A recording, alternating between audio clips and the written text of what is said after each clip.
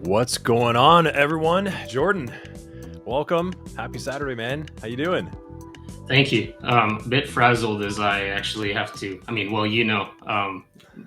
Getting the range ready here, but hopefully we can. I don't know, kind of um, wait a little bit if that's all right. Still Yeah, waiting yeah, on that, it. Yeah. that that's all good. Yeah, that's all good. Let's just welcome everyone inside a chat and see how everyone's doing. Good to have everyone back on stream.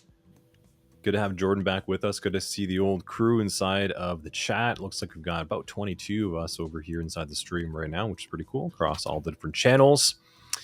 Don't mind my crazy background. I'm almost done the moving renovation, so there's a lot of stuff going on in my background, but just ignore all of that. We've got some more important things to cover today on the reverse engineering side. But chat, how's everyone doing? Let's see if we can pull you up as well too. Why not? We've got Jordan, Karina, CI's here. Saw Patricia as well too. Nice. Error. We have an error in chat as well. How's everyone doing? Actually, wait, wrong drink. Not the Coca-Cola. Hold on. While Jordan's working away in some things over there with the range, I will do an advertisement for the long lost, fabled level effect swag mug of things. My dark mode mugs have not arrived though, so this is still light mode, which I prefer anyways, as everyone knows from my streams. I'm the crazy one. But take a look at that. Yes. Coffee time. Coffee tastes better with mugs. So cool. Yeah, nice mugs. Yeah, that's right. CTI with J. So we have some cyber threat intelligence inside the chat over here. Cool. Good to see everyone's doing well. I think it's been a couple weeks since our last stream, right? It feels like longer, but yeah. It does feel like longer. Yeah. Jason, good day. Interested in what's about to go down? We can't talk about that yet. not yet. Top secret. No experience in space. That's all good, man. This stream is all about, well, this is part 2, reverse engineering that we've been cooking up over here at Level Effect. Last stream we had Jordan, Mr. Jordan over here, Mr. Linden down here on the bottom of the screen. Jordan introduced us to the programming concepts and basics with Python, just as a easy to approach, accessible programming language to get acquainted with some of the programming concepts that you're going to see and come across and use and reuse in your reverse engineering journey. So that was part 1. Part 2, we're back here today and we're actually going to get a little bit deeper into the code, I think.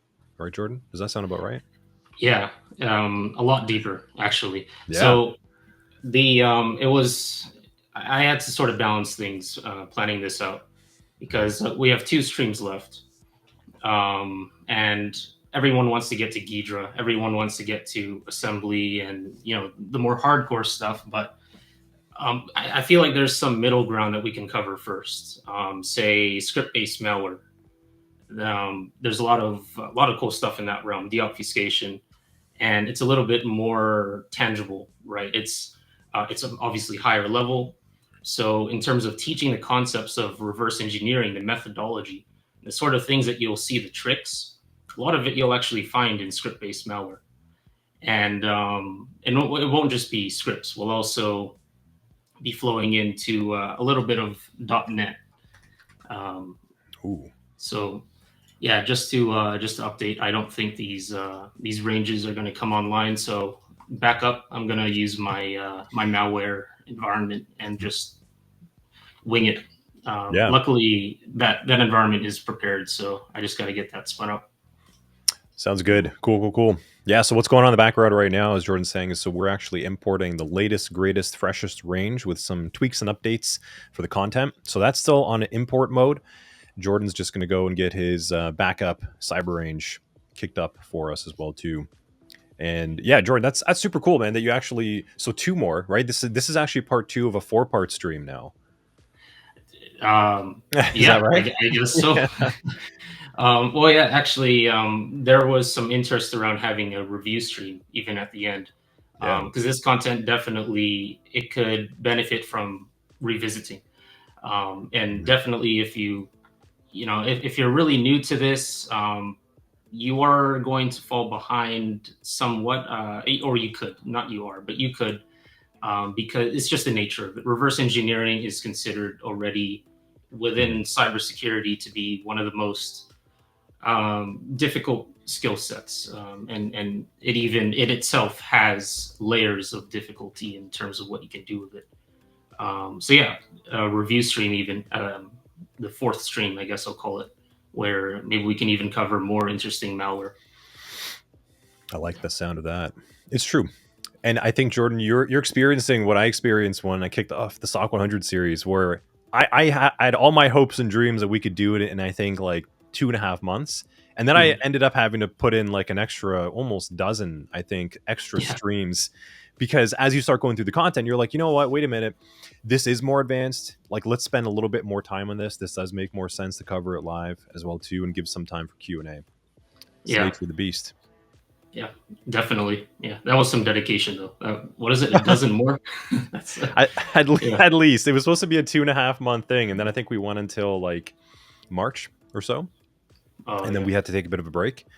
But Jason, question for us in the meantime, while Jordan's kicking around over there. What is a cyber range? That is actually a really good question for some of the newcomers in chat. A cyber range is essentially a virtualized environment inside of our computers that we can use using different tools and software to create different operating systems and network devices and servers, and create this virtual realm that's hosting a sort of like a mock replication of an enterprise network or target network where we could do research with as it would pertain to cybersecurity interests. So really, what we're trying to do with the cyber range itself, and I don't know really where kind of it came, like the name cyber range. I think that started to become like ubiquitous in the community and such. Maybe more from like a military type of inspiration, right? Like it's a cyber range, like a live firing range. Yeah, I can see that. Yeah, I think if anything, that kind of makes some sense as I think about it out loud. But that's essentially what it is, Jason. It's a virtualized environment where we can replicate and put together some type of semblance of an enterprise or target type of network that you would see of different types of operating systems and computers and network devices and servers, where we could do cyber research. And typically a cyber range is meant for those types of like live fire exercises where we're going to detonate some malware, we're going to run a threat through it and let it infect and infiltrate the network or our devices, and then we observe what happened. So what were the indicators of compromise left aside? What are the attack patterns? What are some types of artifacts and evidence that we can pick up? That's why. Moose Matrix, let's go. Yeah, definitely. Good to have you here. Yeah. So I've spun up my cyber range, and I guess we can get started. I actually, cool. I have everything set up. So sweet. Alrighty. Well, let's go and move the chat aside over here. Jordan, go ahead and share your screen as well too. In the meantime. Right. Nice. All line, yeah. SOC 100 crew. Good to see you over here as well. What's up, man? Let's get that screen added in.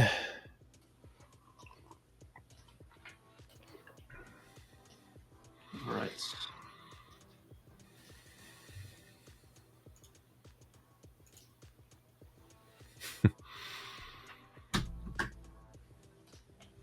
There we go. Add to the scene. Alrighty.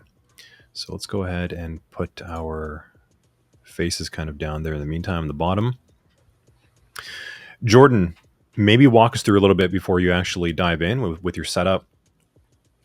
Maybe kind of give a quick little overview of what we're going to be covering today. I know you alluded to it, but Let's hear it, man.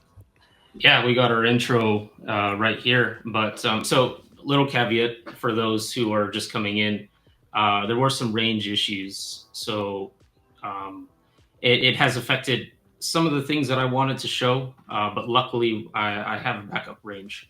And in the backup range, I can still demonstrate a lot of those things. But today, we're covering, this is the second installment of the reverse engineering series, RE2. So the first installment was reverse engineering. That is the reverse of reverse engineering, and that's learning programming concepts through Python.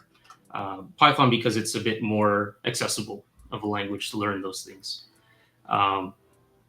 Today, welcome. First, I really should just say welcome. First of all, it's really awesome to see some. There's actually quite a few I see who are returning from the. Oh, sorry. I have like a billion alarms. Today has just been great. It's quite the alarm you got over there. Yeah, you can't miss that, whatever that alarm was for. But quickly while you're looking at that alarm, what I will say, like last week we were also going to do the part 2 of the stream, and then we had to do a bit of an extension because kind of working through some of the infrastructure and making sure that all works. But I think that is a good testament to really highlight when you're into this category, when you're in this realm of working with this type of environment where we want to go and detonate some malware and see what it does, or working with scripts and code, a lot of things don't go to plan. And that comes with this territory. More than anything, reverse engineering, malware analysis, both static and dynamic, when we start getting into code and behavior of systems, we get into a lot of unknown realizations, unknown experiences that might happen and occur in real time. And there is the expectation to be able to debug, troubleshoot, kind of work your way through it. The training wheels are off, right? Like, this is an advanced area. Tread with caution. This is why we're going to go through it together. We will run into hiccups as well too. These kind of things almost never go 100%. So, Jordan, lead us through the dangerous, murky waters. Yeah, malware analysis. Yeah, so overall, this is reverse engineering, but really we're going to be focusing on malware analysis, which I guess you can call it a subdomain of reverse engineering. And it's going to be covered, but really reverse engineering, there's a lot of applications. And let's go over. Today we're covering what is reverse engineering and what's a common workflow look like. What is RE from the perspective of malware analysis? And when I say RE, that's reverse engineering. We're going to go over malware variants and key aspects. Important concepts you need to know when it comes to malware analysis, and some basic script analysis and deobfuscation. So we're going to dive in, and we're going to dive in literally, I guess, into some binaries, some scripts and binaries. So there's a little bit of a caveat that from some messages I've gotten and some interest, and just generally I know these tend to be the more exciting parts. When it comes to reverse engineering and malware analysis, a lot of people think of IDA or Ghidra, disassembly, decompilation, debuggers. And yeah, that's really exciting stuff. And we're definitely going to cover that probably next module. But I think to kind of ease us in, it's better to start off with something like script-based malware and another type of malware, or really just malware that's made using what's called the .NET language, or .NET framework, I'll say, even though it's a bit of an old way of calling it. And that's, simply put, that's PowerShell is built on .NET, for example. C# is is a programming language that when compiled, it ends up as .NET, and these are oftentimes specific to Windows. So we're going to explore that. And I went over myself previously, but figure I'll just do a quick intro again. I'm Jordan Linden. I'm an infrastructure engineer and content creator at Level Effect. and I'm also a SEAM content developer, or the full name, SEAM Content Development Engineer, full-time. So a bit of a random tip, and I guess this is a bit of a niche, that leading wildcard searches make your cluster cry. So I'll leave that to everyone's Google foo if they're curious to figure out the context around that. But that is a good lesson if someone understands. Yeah. Yeah. So more about me. I'm a prior web and backend dev and sysadmin, mostly with RHEL, that is Red Hat Enterprise Linux. And I moved to cyber via the Level Effect CDA program, the Cyber Defense Analyst program. And on the Discord, you can find me as Kumo Monobu. And I really do welcome any messages and feedback, good and bad. Yeah, really, if you have anything, feel free to message me regarding the course, or just anything in general in cyber. Yeah. Right, so we're going to cover what is reverse engineering, but are there any questions? Are there any curiosities that we can maybe address before jumping in? And on the side, I'm also just going to take a look at our range. Okay, looks like that's spun up.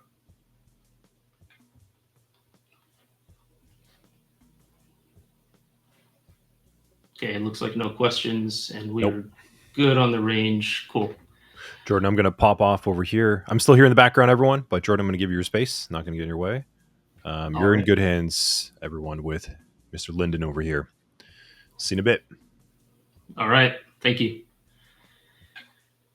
All right. Yeah. So what is reverse engineering? And there's actually a quote here that I always get a kick out of, and that it's that everything's open source if you can read assembly. Because when it comes to software, we'll come to learn, especially next module when we get to more lower level stuff, that the programs we run, they're all abstracted. They boil down to assembly, which is a lot more complex. It's not just a programming language that you can write and understand with easily. It's something that's closer for the operating system to understand, and even that would get boiled down to what's called machine code, which is CPU instructions, right? So what that means relative to this quote is that any software, maybe most, but I'm just going to go ahead and say any software that you can boil down to assembly or down to machine code, and then from that machine code you can derive assembly, you'd be able to figure out what that software does. And this even applies to proprietary software, where companies try to hide the internals of what they make.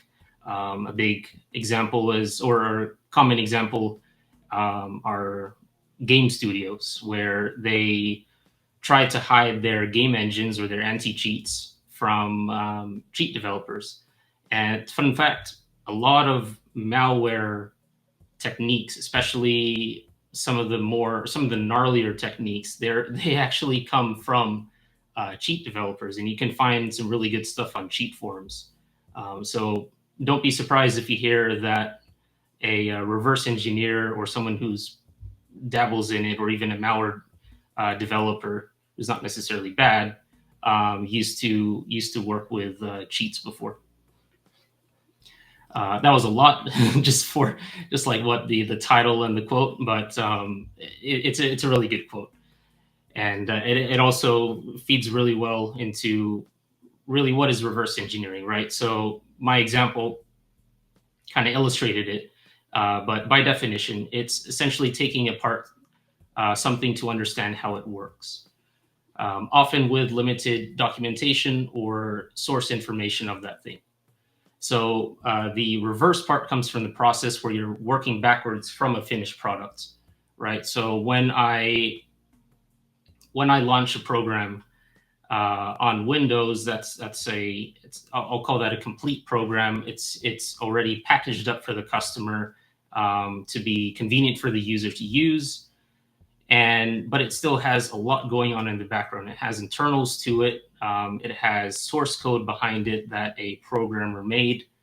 And going back to what I said about assembly and machine code, and then we'll also cover in the future compilation. There are layers to what is built to reach that program layer, which is, I guess, the highest layer that you would see. So when I say working backwards, if we're, say, reverse engineering a program, we're starting with something that a user would use, and then going back to those other layers that I mentioned, the decompilation, the disassembly, all the way down to even machine code if you wanted. Right, so that is reversing. You're reversing a program. And yeah, so but reverse engineering isn't just about software or programs. It spends a lot of it's a big field. It spans many fields. And in security, though, it's more about, I'd say, malware, software, devices, protocols, and signals. And I'm sure that there's a lot more to that list. Those are just the ones that immediately come to mind. And so, but today we're going to be focusing on RE from the perspective of malware analysis. Some other things in cybersecurity that are RE adjacent are things like vulnerability research. And I mentioned here Patch Tuesday because Microsoft will release, for those who don't know, Microsoft will release patches to their products on what's called Patch Tuesday. And it's the Tuesday of the week, and it's kind of a gold rush sometimes for reverse engineers and security researchers who go in and then they apply the patches, and they do what's called a diff, or they find the difference between the current version that's been patched of a given product, say Windows or some Windows component, in comparison to a previous state of that product. And what does that give them? That difference, the space between, is often the contents of that patch, which would tell them, say, what's the vulnerability that patch was addressing. So then that, once they find that through reverse engineering, oftentimes would lead into exploit development, where they figure out how does that vulnerability work, and then they can now make an exploit that leverages it, right? Yeah, so vulnerability research, exploit development, auditing, for example, auditing software. And in some cases, reverse engineering is applicable. I'd say more often, though, it's more about secure code auditing, and it's not always so low level. And then there's also legacy system support, where you have really old systems that there's, funnily enough, no documentation for, or not many people know about it, or it's just been forgotten. So sometimes you'd even have need for reverse engineering those systems to figure out how to properly run them or maintain them. They're that old. And yeah, figuring out undocumented features in just about anything with a processor. So yeah, it can go pretty deep and pretty wide. Tip of the iceberg, right? So some examples, software and malware dissecting binaries when the source is limited. And this means reading a best guess code or assembly, and you'll understand what best guess means in the future. Just put simply, a lot of the tools that we use for, say, decompilation, trying to reveal the source code behind a program, they don't have access to the original source code. So then they do the best that they can to give us output similar to the original source code. It's not the same. It's just their best guess. That's what that term means. And when it comes to malware, we're oftentimes defeating obfuscation, and obfuscation means hiding functionality. And and anti-analysis tricks. We're actively fighting against malware designs that are trying to keep us from understanding it, or not even us manually keeping automated methods from understanding it, in what's called like sandboxes. A lot of you in previous parts of SOC 100, I'm sure, saw VirusTotal. When you upload a binary to VirusTotal, it gives you a detection score. A lot more details to it, that it actually runs in a sandbox, and it performs detections based on running that binary or whatever given file, and figuring out what it does in that sandbox. Fun fact, so when it comes to obfuscation and anti-analysis, it's not always malware that does that. It's actually legitimate software that does that just as well, because product companies want to hide what they make to reduce competitor advantage, for example, mitigate competitor advantage. Some could argue it's a bit useless, going back to the fact that if everything's open source, if you can, boil it down to its lowest levels, but there are still use cases, and there are actually commercial tools for packing or for obfuscating software that are used both by legit software and malware. All right, so any questions? Yeah, I agree. The time it takes to get from a POC to a CVE, what is that, within 72 hours? That's insane. But yeah, it's as I mentioned, a gold rush. Yep. Yeah, I'll go through this a little bit faster, but more things with reverse engineering hardware and firmware, opening up devices, dumping chips, and making sense of what's inside.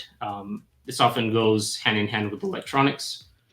And also network protocols, watch traffic, reconstruct how things talk.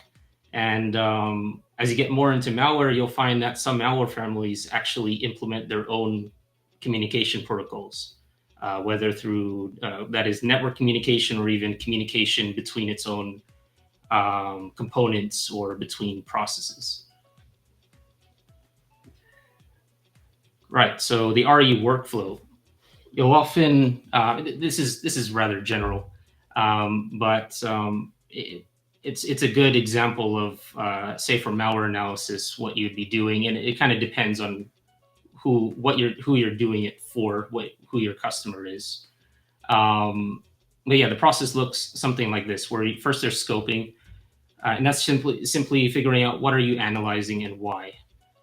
If you're a SOC analyst and you see an event with some PowerShell running, it has encoded Base64. That Base64 decodes to a whole string of staged payloads and tradecraft. I'd even call that reverse engineering if that's your thing, where you're even triaging that and analyzing the stages, whether manually or through some automated method. So that when you're scoping, in that case, if you're an analyst, your scope is that event and figuring out, is this thing malicious or not? And if it is, can I get some quick indicators of attack or indicators of compromise to figure out more about this attack, and how sort of root cause, or even where else in the network it could possibly be. So you can immediately get, not immediately, but you can get information out of like script analysis and binary analysis that would help during an incident. Other things are like hunting for bugs. I talked about vulnerability research. And then there's collection. What do you need to actually perform the research? What is the subject of your analysis?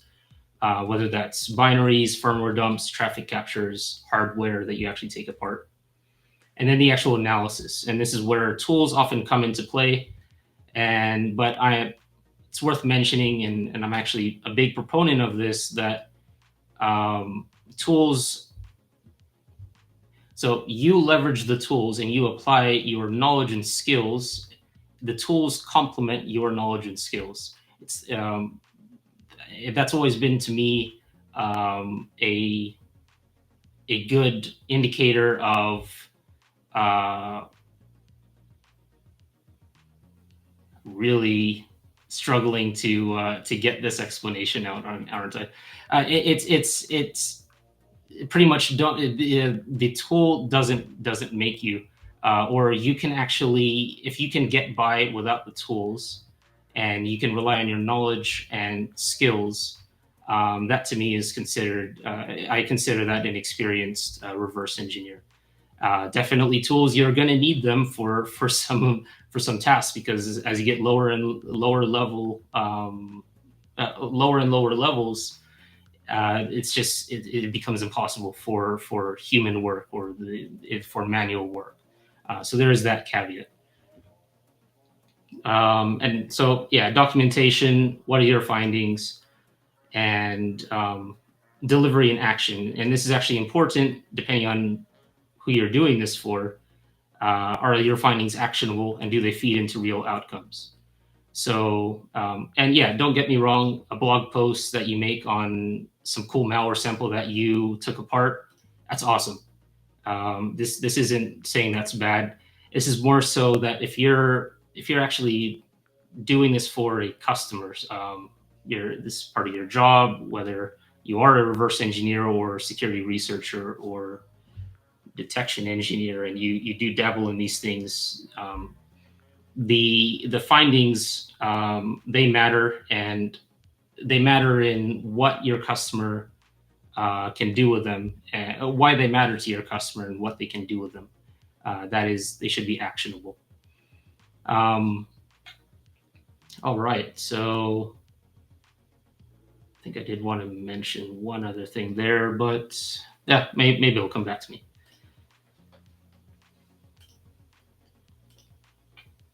Yeah, thank you. Anthony said, well, tools are an extension of you, not you being an extension of the tool. Couldn't have said it better myself, and I didn't even say it better myself. So would you consider attack flow framework while doing your reverse engineering? Yes, I would. It's actually one of the things that I wanted to share a little bit about, but due to the range issues, maybe we'll include it next time in another module. There is CTID attack flow.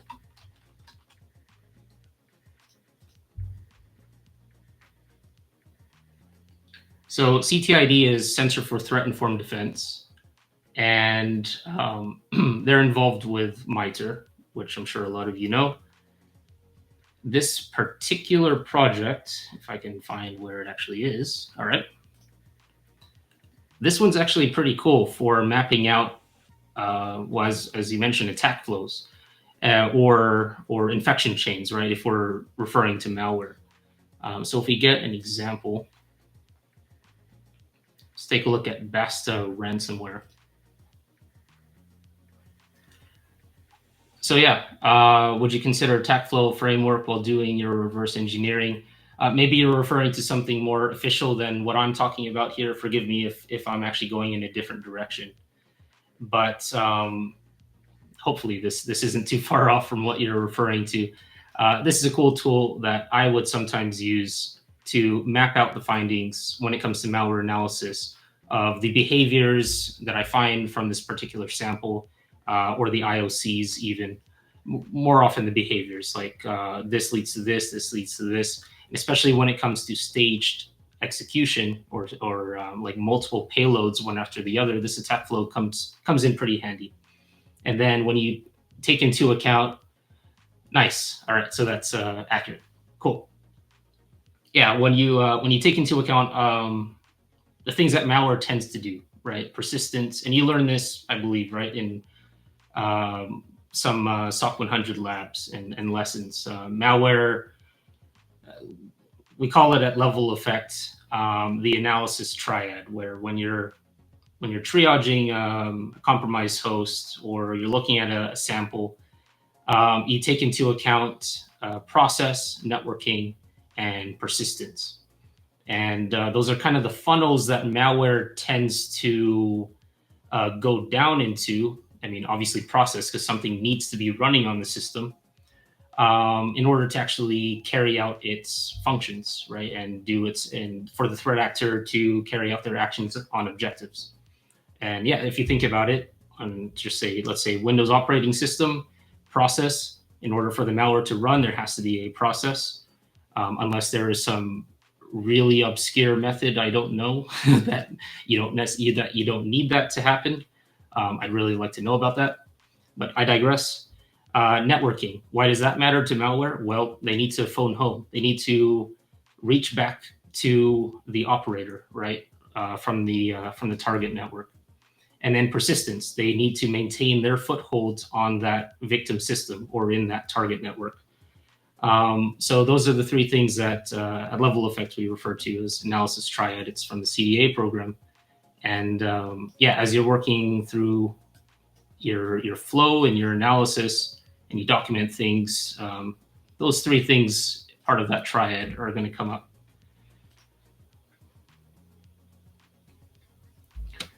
And as an alternative to that tool, you can also use, what is this? I think it's called Draw.io. That's something that I quite like, actually. It's just a visualization using flow charts and such. There's a lot more to it. Right, so now we're actually getting into malware analysis. I'll pause a little bit here, though, just in case anyone has questions. And really ask away, anything that you're curious about. Draw.io, yep.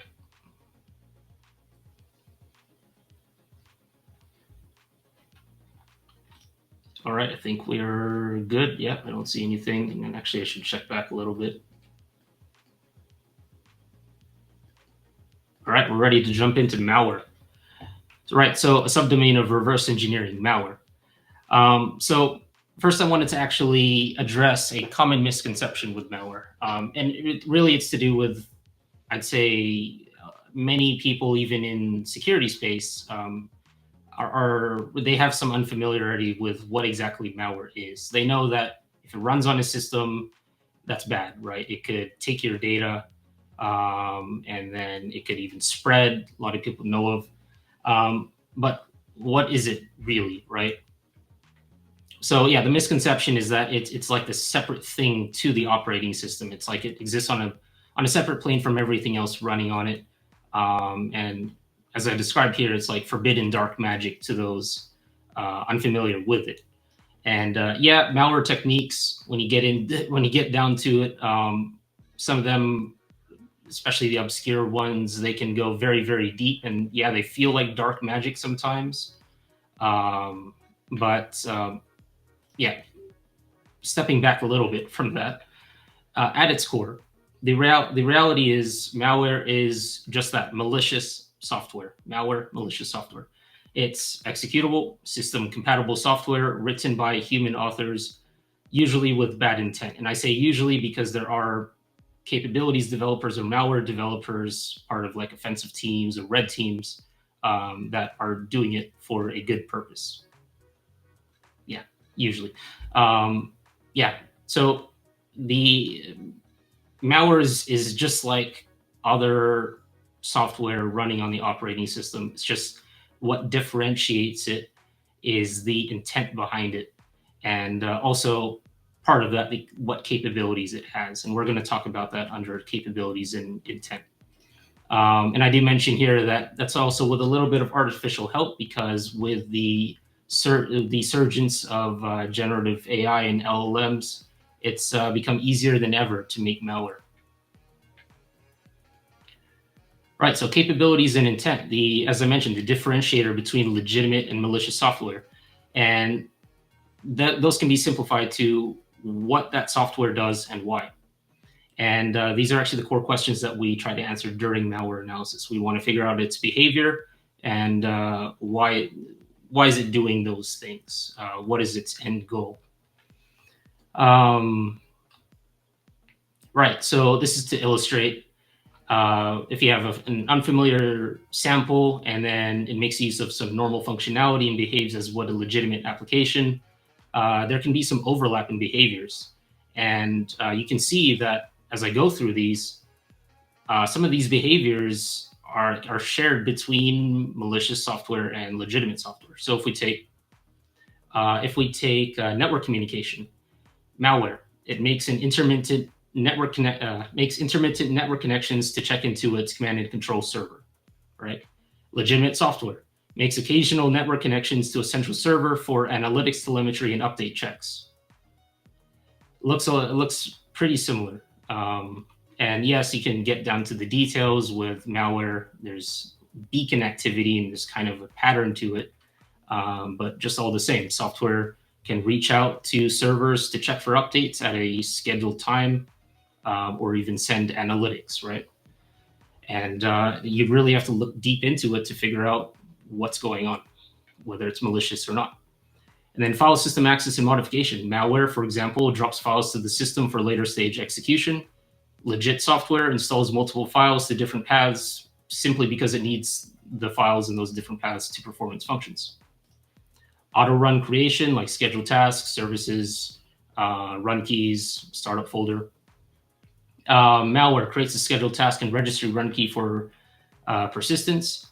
And guess what? Legitimate software does that too. Creates a scheduled task to check for updates and a run key, for example, to automatically launch on startup. And I've even seen software that when it installs, it will actually set a temporary scheduled task in case the installer fails, and then it will retry. So it's even like little behaviors like that. Its capabilities, malicious intent versus legitimate, really informative. Yeah, I think it's a really good way of, it's a really good lens of looking at malware. I think it's not covered very often, that the overlap that often happens between malware and legitimate software. Host enumeration. So, for example, malware enumerates a host to gather system specs, running software, and applied security updates, say if it wants to figure out if any exploits can be used, or sometimes malware will actually send that data about the host back to its command and control, and the command and control will figure out whether it's even an intended target, for example. And then legitimate software, for example, enumerates the host system to gather information for compatibility checks and runtime stability reasons. And let's see, remote access. A RAT, that is remote access tool, provides the operator remote access to the host for further execution capability and actions on objectives.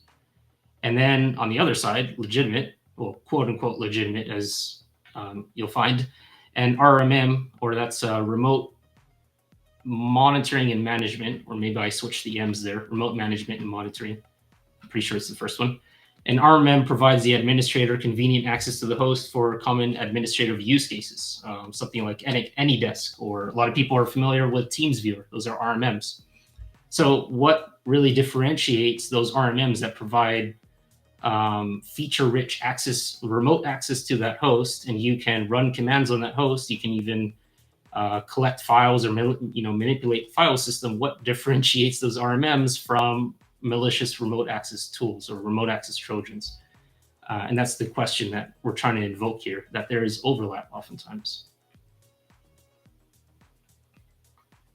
RMMs are the true final malware boss. Yeah, it's pretty important. It comes down to, I mean, if we talk kind of overall security posture and how to deal with these, inventory management, and just kind of knowing what goes on in your network, what's normal in your network. So when it comes to RMM tools, first of all, if you don't need them, then lock those down. But if you do, you should have a catalog of what are the expected RMMs that you're seeing. And if there is one that pops up, through some detection or the logs, and it is not within that whitelisted group, then you probably have a problem, right? Right, so, and then there's last one, anti-analysis. And I talked about this a little bit, that malware will obfuscate, encrypt, pack, and evade sandboxes. Legitimate software will actually use will use commercial packers to hide its internals, and they will also do obfuscation and encryption. Right, so yeah, these these overlaps exist, oftentimes at the surface level, because as we actually reverse and analyze deeper, that's the whole point of it, where we determine capability, and then we can start seeing intent behind that capability. And some capabilities themselves will actually reveal that more clearly than others. For example, process injection, especially the more obscure methods, or access to LSAS process, those things tend to skew more in the realm, in the direction of malicious intent. Does reuse chain of custody with documentation, or is that not a thing in this space? So chain of custody, it's more in the realm of forensics, digital forensics, especially when it's something where a forensic analyst, their findings are likely to be challenged in some way, especially through some legal process. And that's the reason the chain of custody is needed to track the evidence and if it's been manipulated, so on and so forth. So let's see, does that apply to malware? I'd say yeah, it can apply to malware, because malware can serve as evidence. Yeah, I can't think of specific examples off the top of my head, but I bet that reverse engineers have been involved in the forensic process to not only acquire samples, but also study what those samples do, and maybe that actually contributes to the investigation in some way. I'm pretty sure that would be relevant. Yeah. Right. So yeah, when it comes to malware analysis, know thy customer. If you're working in security operations or research, your analysis goals and the depth of your analysis can vary based on who's consuming your findings. That is your customer. And yeah, I'm not gonna read through all of this, but pretty much this is a loose-fitting example list of the different goals that you can see depending on the role of who's actually doing the analysis. Yeah, I'll leave that to everyone's own reading, and but keep in mind it's not a I have to read actually what exactly I put here. It's not a one size fits all. There you go. Not one size fits all. Yeah, so malware types. There's a lot here, and this is actually let's see. Yeah. When it comes to malware, though, before I get into all these different types, there is actually overlap between types, where you can have samples that download files or even can drop files to the file system. They can even load payloads into other processes, and they all have that in one in one framework, for example, or even in one single agent, right? They have all those capabilities, even post-exploitation capabilities. IMO, I normally don't see I normally don't see a reverse engineer doing IR or SOC 1 or 2 investigation. Traditionally, you can determine CIA effect based on behavior, but we'll love to hear more on that. Yeah, I would say that as well. Reverse engineering at its in its purest form is very specialized. If you call someone a reverse engineer, they're probably it's a very niche role, right? And I agree. When it comes to IR and SOC investigations, you're probably not going to be calling in a reverse engineer. You got bigger problems more than figuring out all the dirty details of a collected sample, I bet. But why I say it's kind of used loosely here, if you're an analyst and you're maybe a bit more experienced, where you can actually start taking apart these scripts and binaries or triaging them, that in and of itself, like even extracting payloads or getting the next stages, I would consider that reverse engineering. I wouldn't call them reverse engineers, but simply going from the, let's just say the alert that has some PowerShell execution, things are encoded, leads to assembly load of a .NET binary, and that was even like pulled in from some URL. That one leads to process injection into something else, and then that's shellcode running there.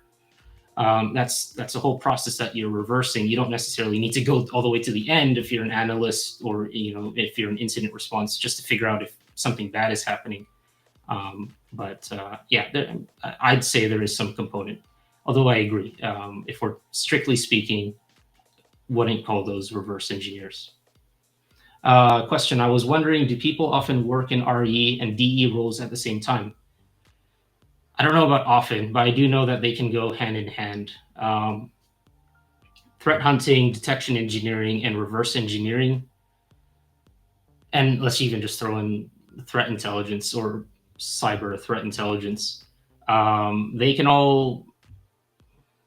They can mutually benefit from each other. Say a reverse engineer analyzes a sample, determines that this particular family of loader is using these novel methods, right, of, say, escalating privileges or some new methods of persistence.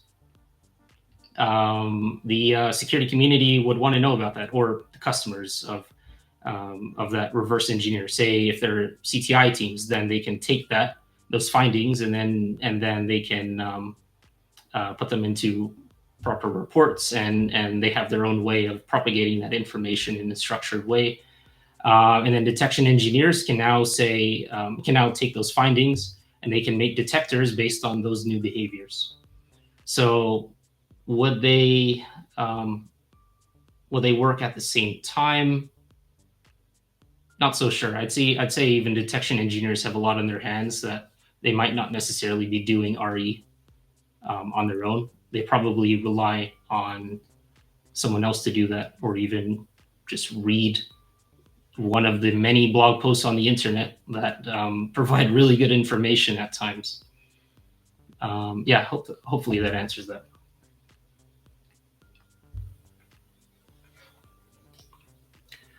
Yeah, so there is some overlap between some of these. I think I mentioned, especially when it comes to loaders, downloaders, and droppers. You'll see different takes on what all of these mean. In here, the definition is that a downloader is purely that it downloads files or additional payloads for execution in an overall infection chain. And then a dropper is oftentimes a payload that's actually within the malware running at that time, that it will then extract that payload from within itself and then drop that is to the file system, or doesn't necessarily have to be to the file system. It's just oftentimes I see that it's to the file system. And then you have loaders and injectors that will take a payload and then they load it into another stage, or into another process. They inject into another process. That's something we're actually going to see today. So yeah, it's a lot here. I think it's not worth going through all of these, but just as an overview, you can see the malware type on the left, quick description of what it is, and looks like I need to fill that in for banking Trojans. And then real world example of a malware type or family that falls under that category. And these can sort of be shared sometimes. As I mentioned, some malware families have features across these categories. Honorable mentions: I mentioned RMMs, and also potentially unwanted programs and applications. Not necessarily malware, but it's still, at least for PUPs and PWYs, it's still annoyances in your environment that you don't necessarily want to have, because they can still present a risk later on. So when it comes to malware development, the source languages that you'll often see,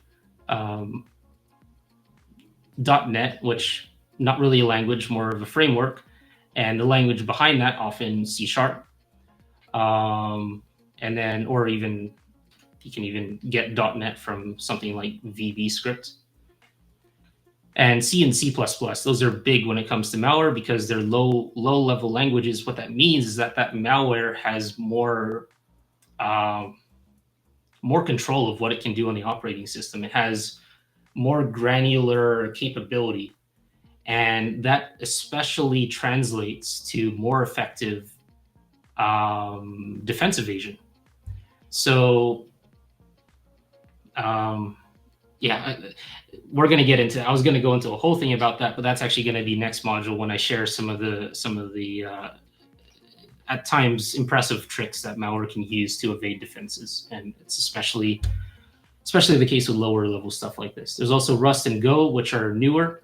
I always joke that they have built-in obfuscation because they tend to be a little bit harder to reverse, especially for those newer to the Go runtime or the way that Rust works. Then there's also NIM, which is a bit of an abstraction over a lower level language. Java, you will see Java malware, Python malware, whether that's scripts, but you also see Python, which, remember, we mentioned before, it's an interpreted language. You can actually make that compiled. And there's one of the popular tools for that. It's called PyInstaller. You can turn a python.py file, py file, into, for example, an exe to run on Windows. And you will actually find malware that does that. And there are more specialized ways to take that apart.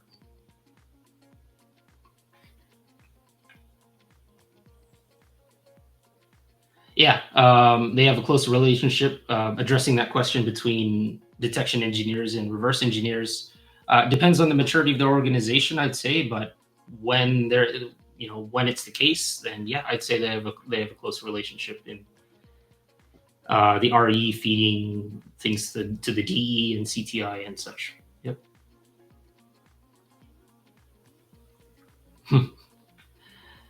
Bit of CTI propaganda in the chat, I see. Yeah, and then there's also PHP, not my favorite language. Shout out to Daniel, by the way. AutoIt, which, how do I describe that? It's just another way of running. It's you'll find it. You'll see it. I think that's best just to look up exactly what that is. And then there's also more obscure stuff like Delphi, but you will see that. Popularly abused scripting languages, PowerShell, big one. Bash scripts, also big. Those are Windows specific oftentimes, and then you also have Bash for Linux, and then Python, which is a scripting language, and JavaScript, or when it comes to Windows, you'd call it JScript. There is a difference between JavaScript that runs in a browser and then JScript, which runs on Windows. Both kind of based on the same language model, I'd say, but it's different in terms of what they can do and what libraries they use. You have to know how to read the source of those languages and then know how to build and then also compilation systems. I'd say yes. You should be able to read programming languages. You don't necessarily need to program, but at least know how to understand them, understand what you're looking at in order to reverse engineer. When it comes to, say, decompilation, it's as I mentioned, the best guess from that tool of what the source code looks like. Well, you're going to have to understand what it gave you. And then when it comes to disassembly, when you're looking at the assembly, which is the more complex version of that source code,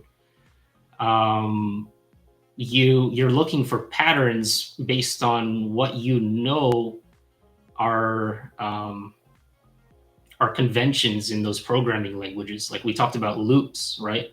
Loops actually can have a certain pattern when you're looking at assembly. They can actually stand out.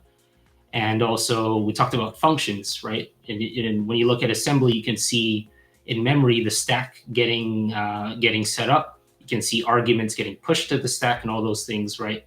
If you don't know about functions and you don't know what those look like in programming languages, I'd say that you're probably going to be lost, right?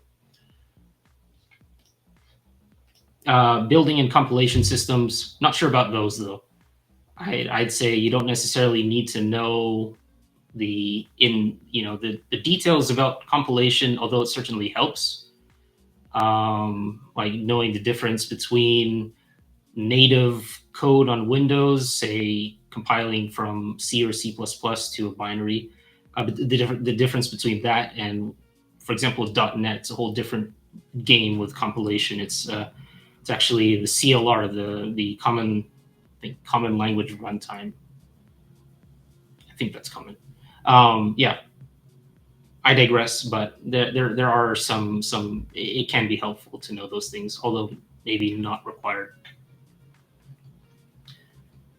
Right, so quick knowledge check. I'll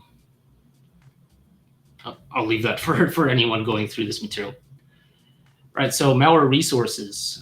Quick caveat though, I'm mentioning here public sandboxes, but keep in mind your own OPSEC, and especially if you work in security operations or just at any organization, and there's a sample that comes your way, or maybe even part of an incident, there is a real risk that submitting that sample to public sandboxes can do some damage. And some examples are, say that sample is targeted to your organization, or even there's some sort of data exfiltration that's already happened. What if customer data gets uploaded to that public sandbox, right?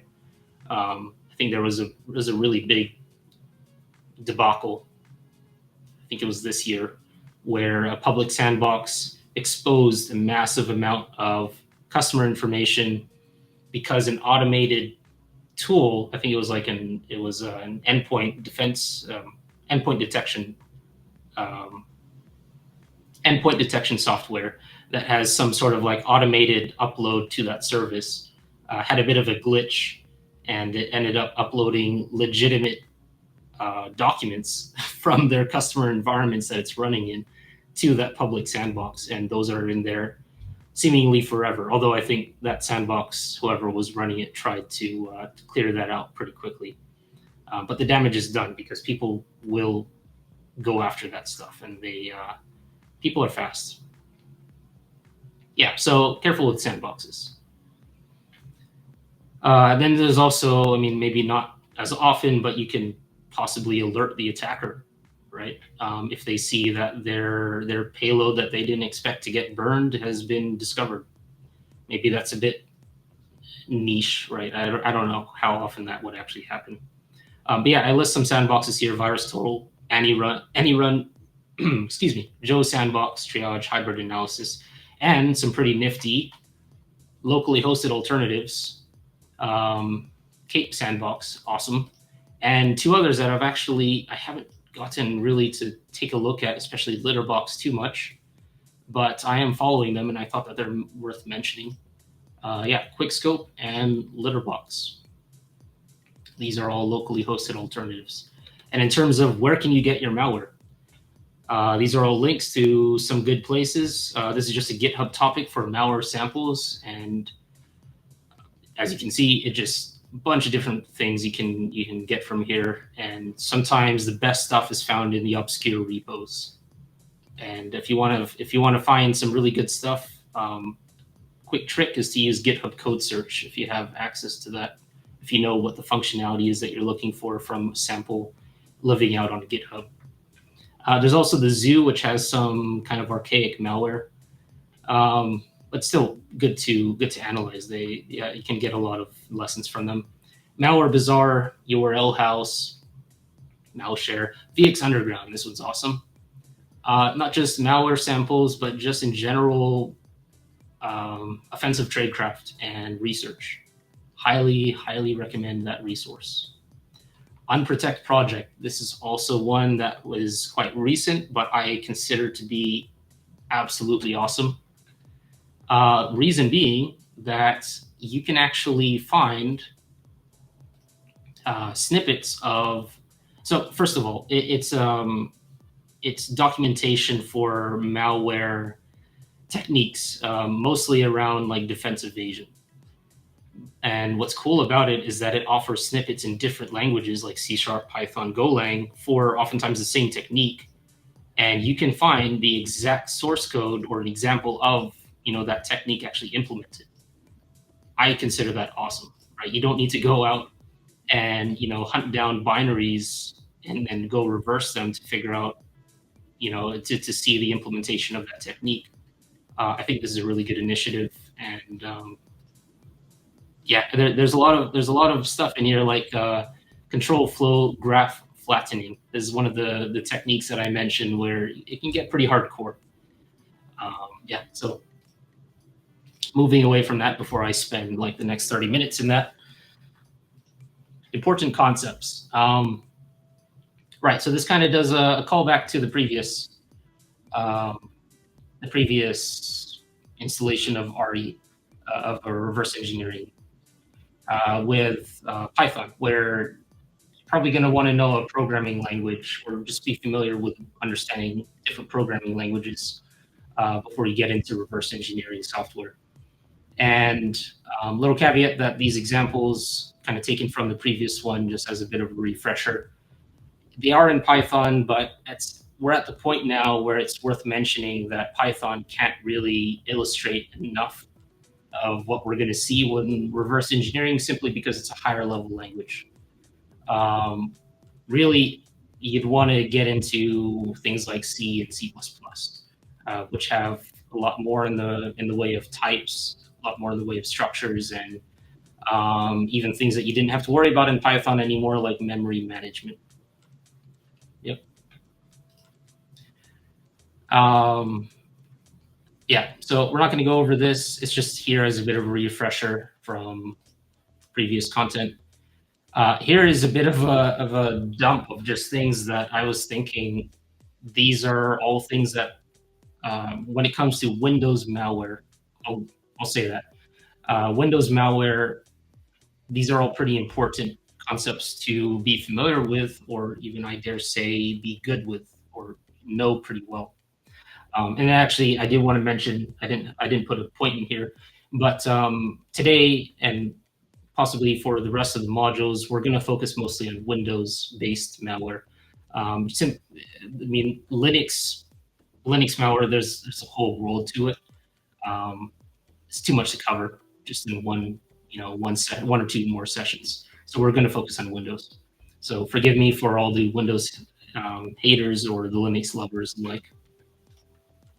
Maybe we'll make more content on that, just Linux specific in the future. I definitely have some pretty interesting samples for that.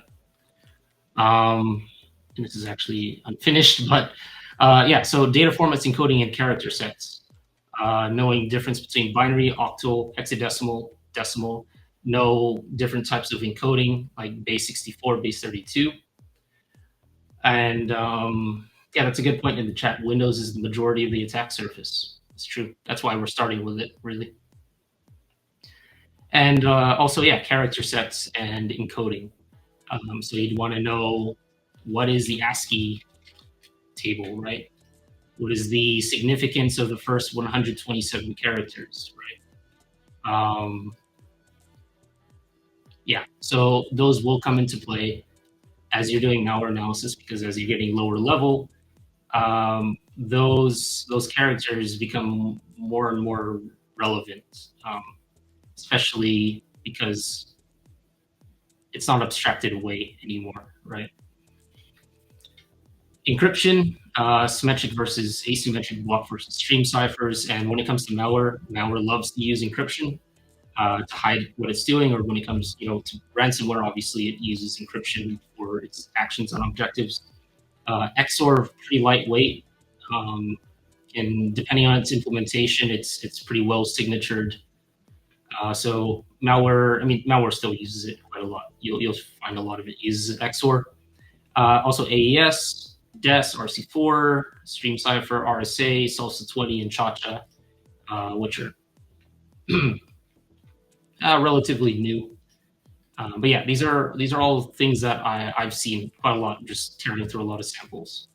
Hashing functions, you want to know the difference between all of these. A lot of you are familiar with this, but maybe not so much the imp hash, which is actually a hash of the imported libraries into a given binary.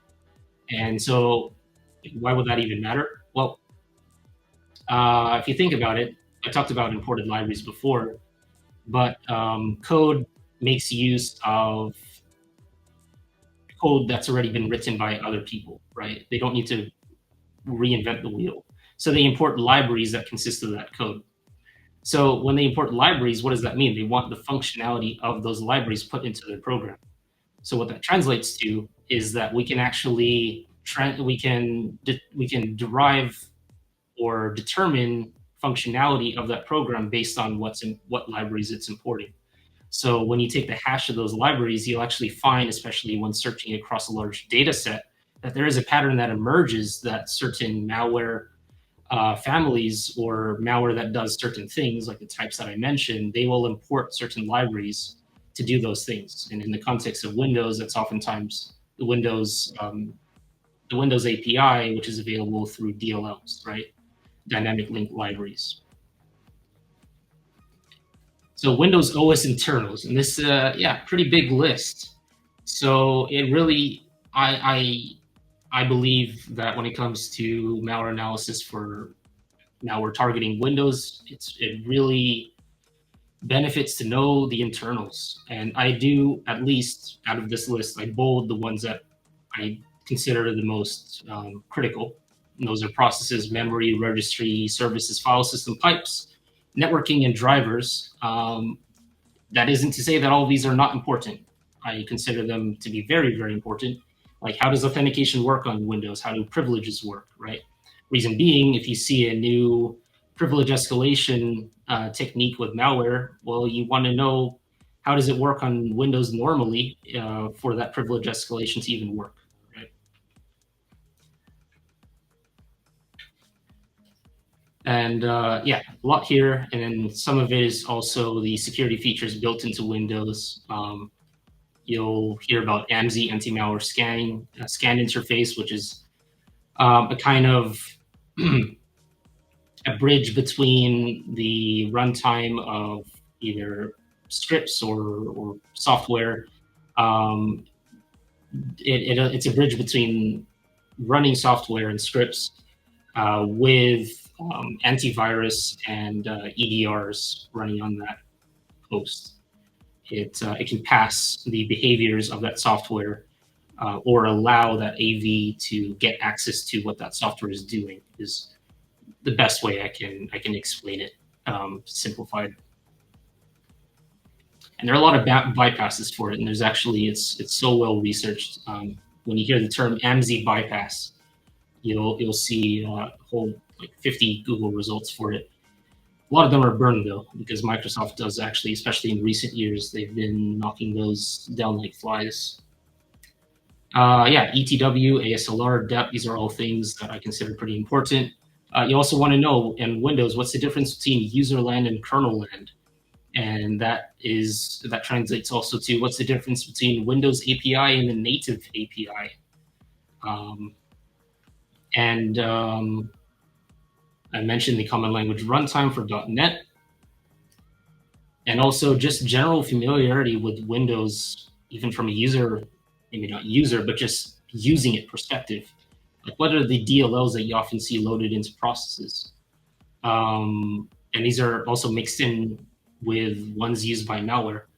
And for those of you who maybe didn't understand the whole deal with determining functionality from libraries, well, here you go. Libraries are like these DLLs, and you can already see even in the names, we can see that for wsoc32.dll setup for probably helps with network sockets, right? And also WinINet for networking capability, WinHTTP, networking specifically for HTTP protocol. And you also have crypt for cryptography. Well, malware uses encryption, right? And also AMSI, maybe not, it's kind of a different perspective there, but malware will actually try to manipulate AMSI. So when you see these things loaded in, or when you see these things loaded in, they can kind of give you a tip on what's going on, what that malware is doing with it, and tells you what the capabilities of that malware to some extent. It's not actually listed here, but there is a good resource called MalAPI from pretty cool fellow in the space, Mr. Docs, who has a lot of good content around malware and malware development. This is actually a collection of a lot of the most commonly used Windows APIs for various capabilities, anti-debugging, network capability, evasion, injection. So yeah, really good resource. It's a good place to learn about all those things, because you can actually get explanations for each of them. Right, assembly. We're not really going to cover it in depth, at least not as much as I would like, simply because we're kind of constrained here, and that, to be honest, would require its own course. And then the analysis triad, which I talked about earlier on, to a framework for approaching malware or approaching a compromised system where you don't necessarily know what is the evil running inside of it. Fileless sort of execution, and I put fileless in double quotes because contrary to a lot of what you'll see out there, like blogs and reports on this, fileless isn't always necessarily fileless. There is, everything on Windows has a trace, and whether that's registry or even just on the disk, and even getting into more of the locations of interest to forensics like MSFT, shell bags, and different things like that. When something runs on Windows, it leaves something behind, and oftentimes that thing left behind still goes to the disk, the file system. So that's why I don't always stand by the term fileless. Yeah.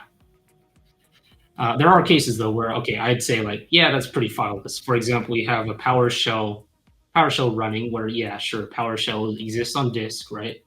But then that script pulls down another staged PowerShell payload from whatever URL, feeds that directly to an invoke expression. What that means is that it runs that additional script in memory.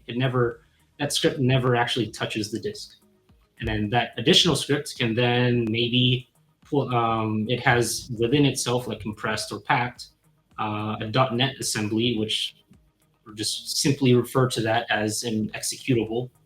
Forgive me for those who don't like that comparison. It's just simply for explaining this.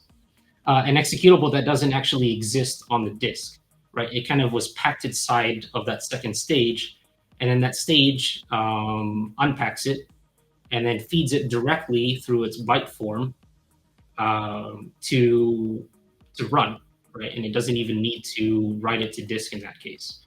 And then that thing can do other things like inject code into other processes. Again, not really going to disk. In those cases, yeah, that's pretty fileless, I would say. Yeah, so there are a lot of examples here. BOFs are more to do with popular malware exploit. Yeah, can I even call it malware at this point? It's a C2 command and control framework, and it's super famous, Cobalt Strike.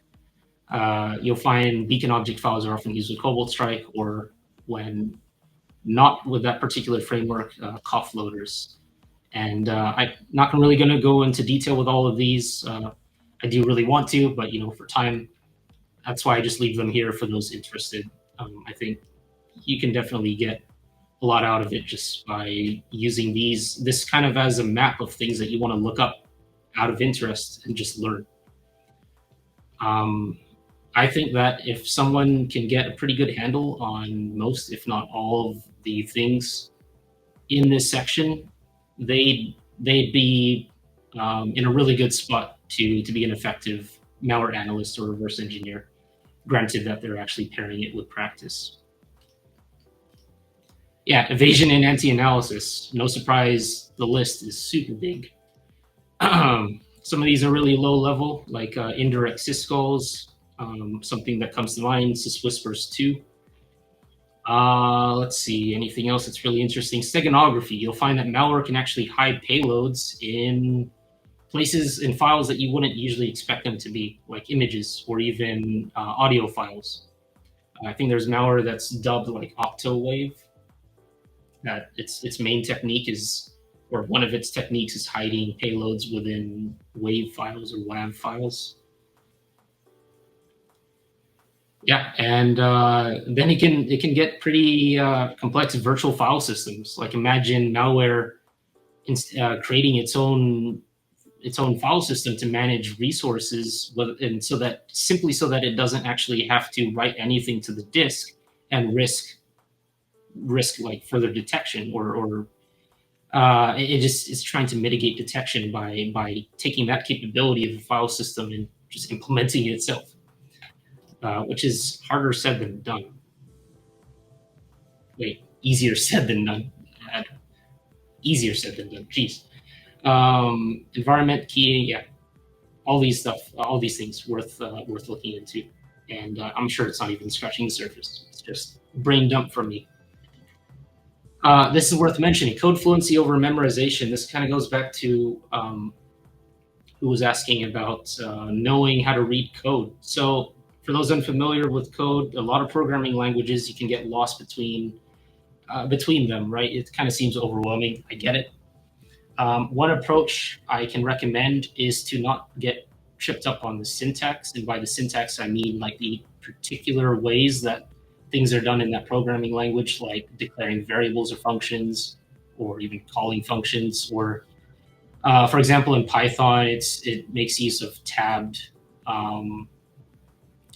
in order to determine how logic is nested, how things flow in the program.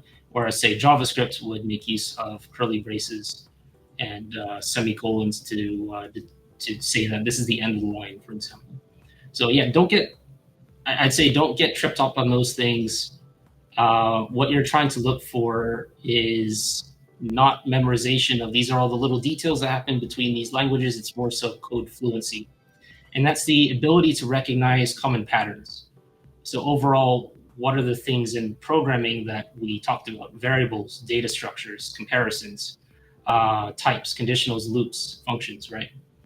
If you can at least look for the patterns of those concepts, you'll find over time that you'll have an easier time understanding various programming languages that even look very different from each other, simply because you're aware of those patterns and you're looking for those patterns. Yeah, so code fluency over memorization, and that goes a long way when it comes to reversing malware and scripts. Malicious scripts. All right, so 30 minutes until the end. Do we want to take a break? I might have actually already missed it, but this is the point where we're actually going to be doing a full demonstration of an infection chain. So what do you think, Anthony? Yeah, I was just over here on the side chat. Really good stuff over here so far, Jordan. I think a little fiver is warranted. Yeah. I'm also okay to go a little bit over if you are as well. If you want to, if you have time. I was actually going to ask if we can go over, because in order to really show this thing off, probably going to go maybe like 30 minutes to an hour over. Yeah, I think that sounds about right. So let's go ahead. I'm going to go ahead over here, and we're going to just go to 2:30 and take a break. Yeah, I just wants to keep on pushing right through it. Let's just do a quick little 5 minutes. Let me get a scene set up. We'll do a 5-minute break, and we'll get ourselves another cup of this magic, and then Jordan will dive back into it again. Awesome so far, man. See you in 5 minutes. Cool. We're back in action. Nice little break, Jordan. Yeah, I've been just checking over the range. I think we're good to go. Kind of had to hide the skeletons in the closet though, because it's also one of the places where we do our own development. So, nice, yeah. It was the only system that had the compatible software for this stuff. So, but it'll work. Let's hide some of that stuff up then. Cool. All right. Well, let's get your screen out of back end and then fire it up. Hope everyone had a good break as well too. Thanks for sticking around with us. Thanks for being here.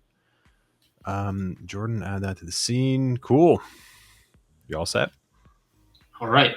Yeah, I'm just gonna check a few more things here and just clean some of the stuff up.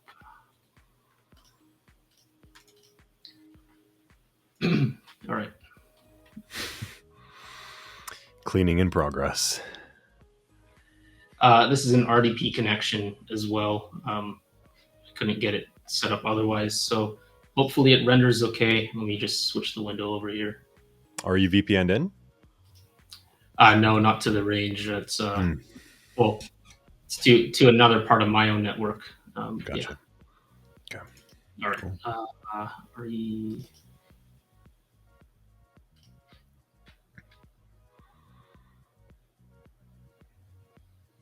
Okay.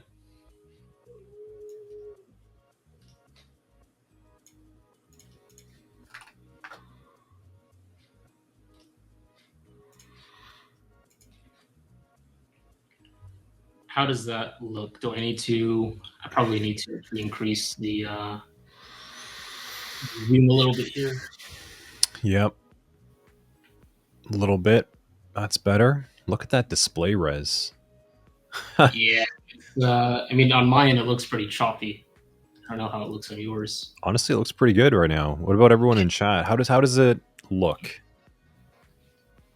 See, the monks of other colors.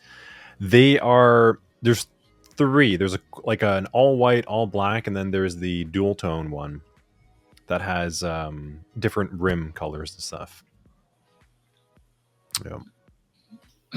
Honestly, it looks pretty good. All right, nice. Yeah. So what we're doing now, we're going to just demonstrate. So one thing I want to mention though, in the course, see Anthony. In the course right now, this section is kind of, what's the word for it? Kind of bare. And the reason being that I actually want to just focus on the demonstration here rather than just, teaching about it and just reading off something. We're going to do a lot of script analysis here, especially deobfuscation, also a little bit of .NET based malware analysis. And there are going to be some concepts that I'll try to explain along the way, but at the same time, or later on, after we're done, I will actually fill in those lessons into the course as well, so that people can have a tangible place to review and really learn this stuff.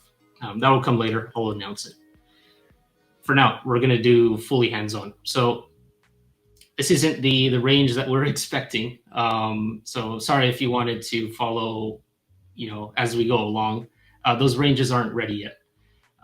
They will be once they are fixed with whatever's happening with them. This is actually one of my malware analysis hosts that I hastily prepared for this. So this is based on what's called the Flare VM. It's kind of a wrapper to Windows developed by Mandiant, I believe. Yeah, Mandiant, which is a rock star company in the space. Well, now Google Mandiant, I suppose. They developed this wrapper to Windows that pretty much comes built in out of the box with a lot of the tools that you would need for malware analysis, or at least to make your life easier during malware analysis.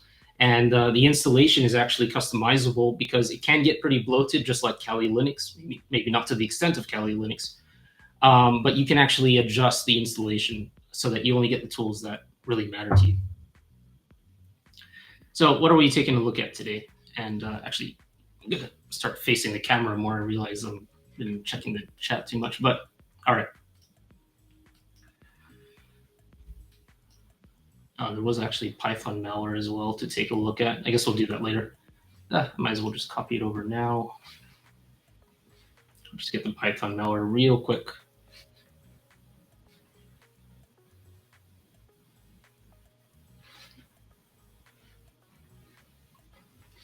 If I can find the thing. All right, I'll find it later. It's somewhere.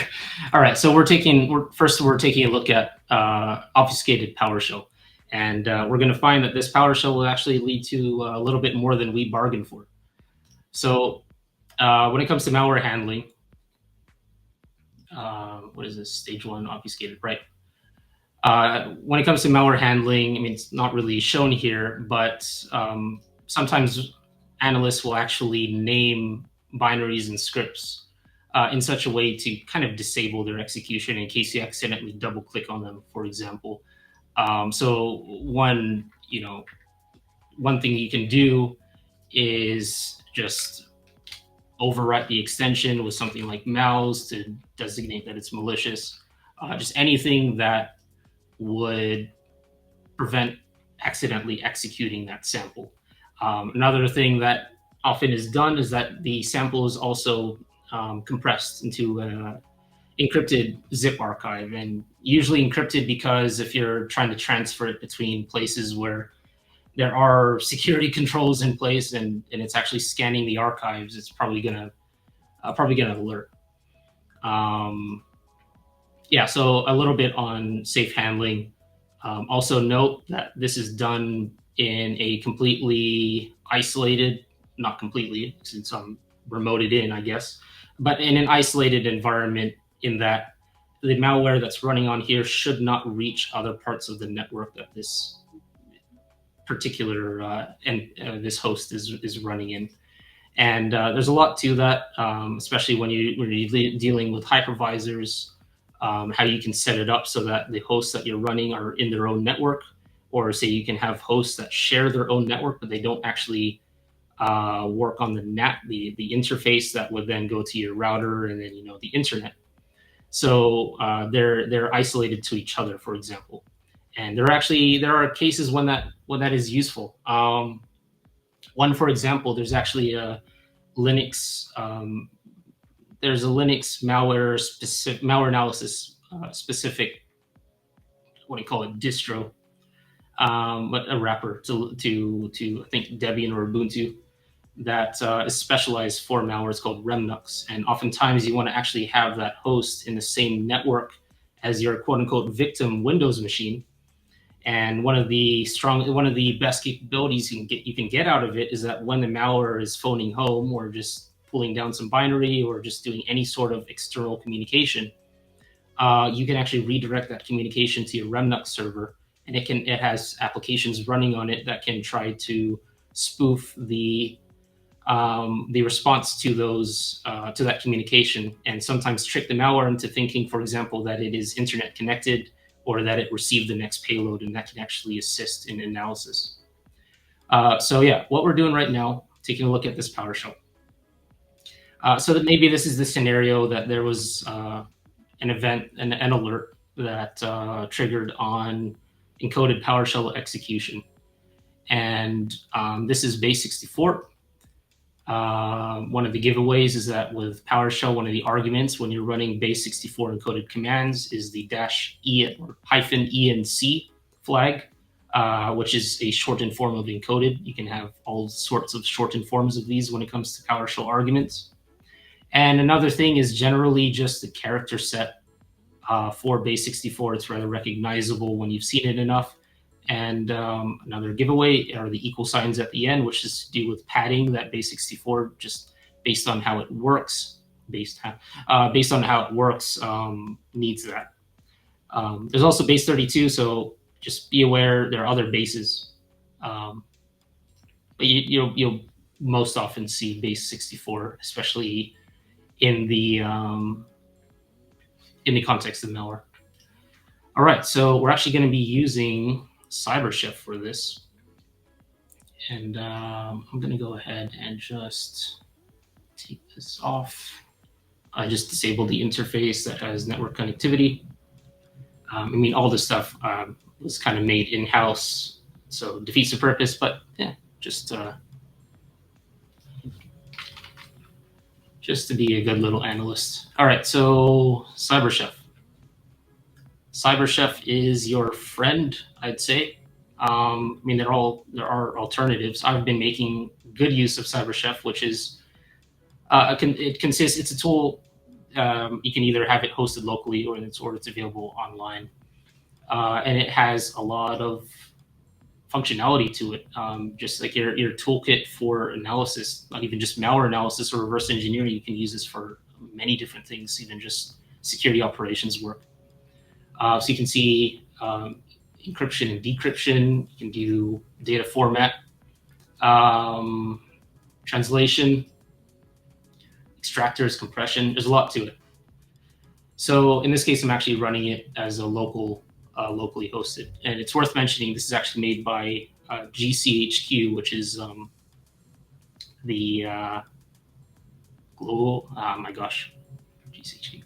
It's the British intelligence, cyber intelligence. I wouldn't even say intelligence. The signals intelligence part of British defense industry, I'd say, and really smart group of people, and they apparently make really good tools as well. So back to it. Let's see, Base64, right? So there is a caveat to this, though, where if you just feed this in and then you expect that you can just throw Base64 at it from Base64, that you'll get expected output. Not all the time, and especially when it comes to PowerShell, you'll see that there are a bunch of null bytes. That's what all these things are.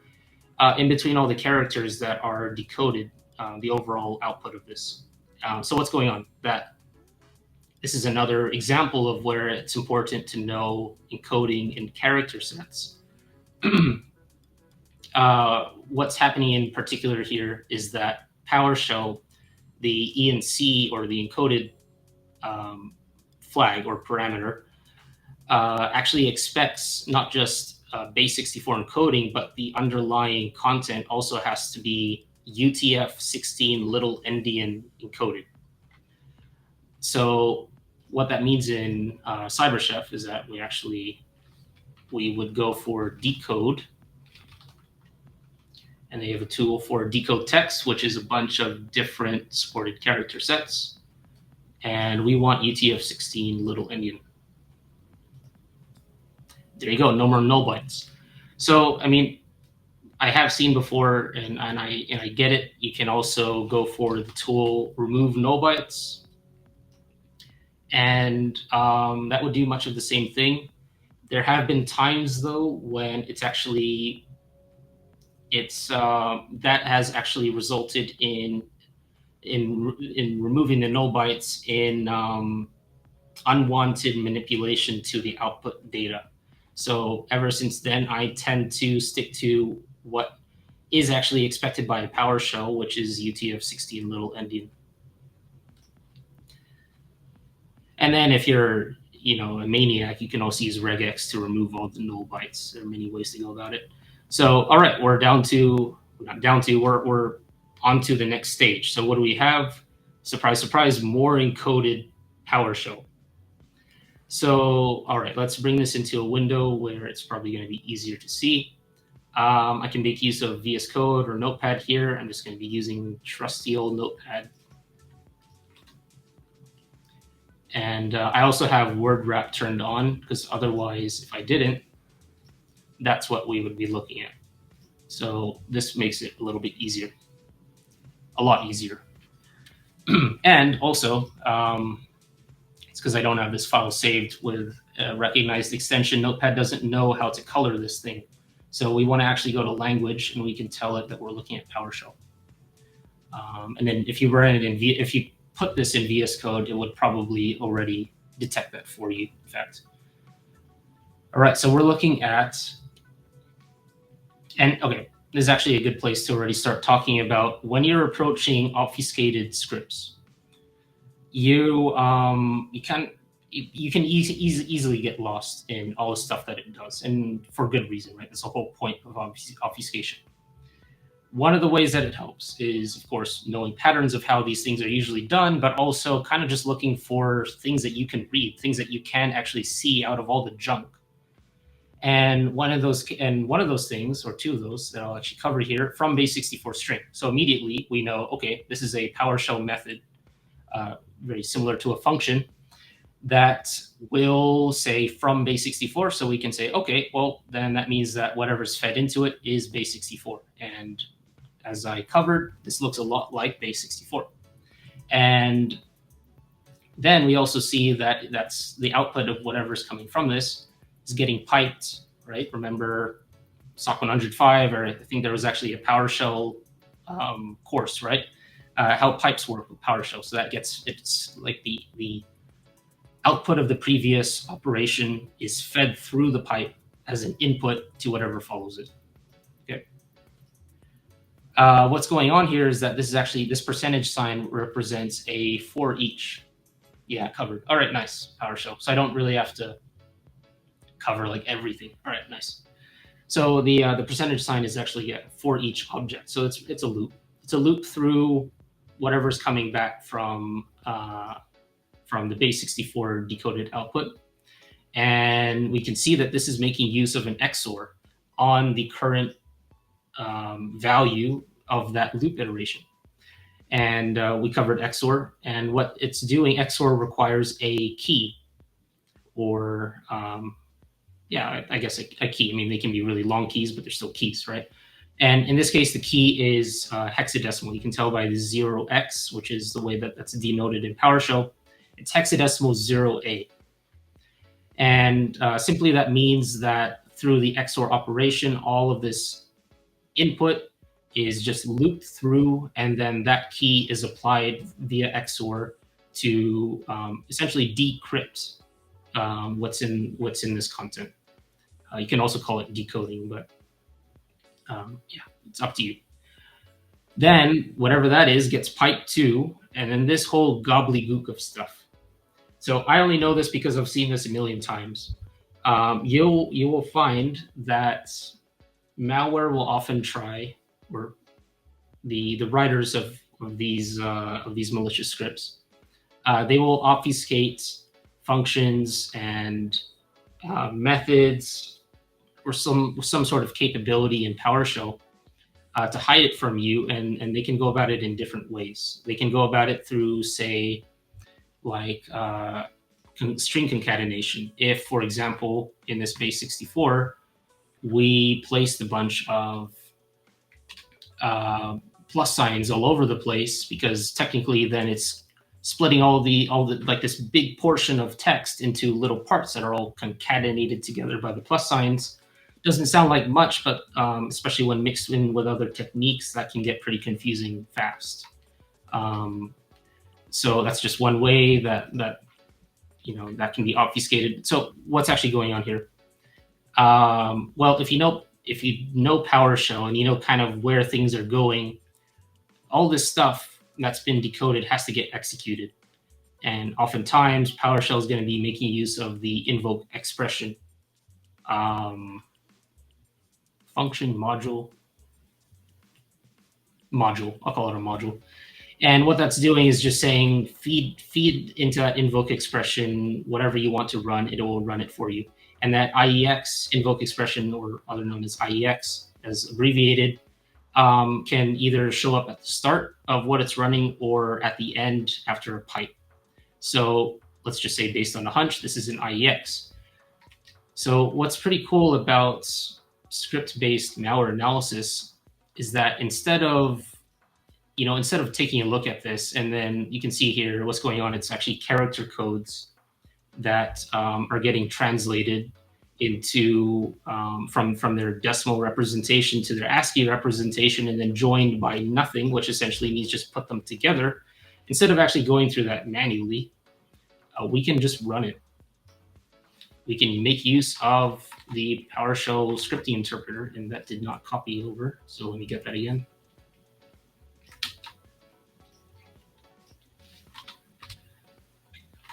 And it actually has to not have the thing that makes it do its thing, and that would be IEX. So we can see that this portion translates to IEX, and very quickly, just by running that in PowerShell, we can determine that.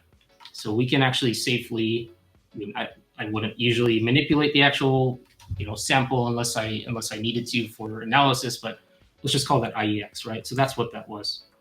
But I do have to warn, though, that you can't just go running the whole thing.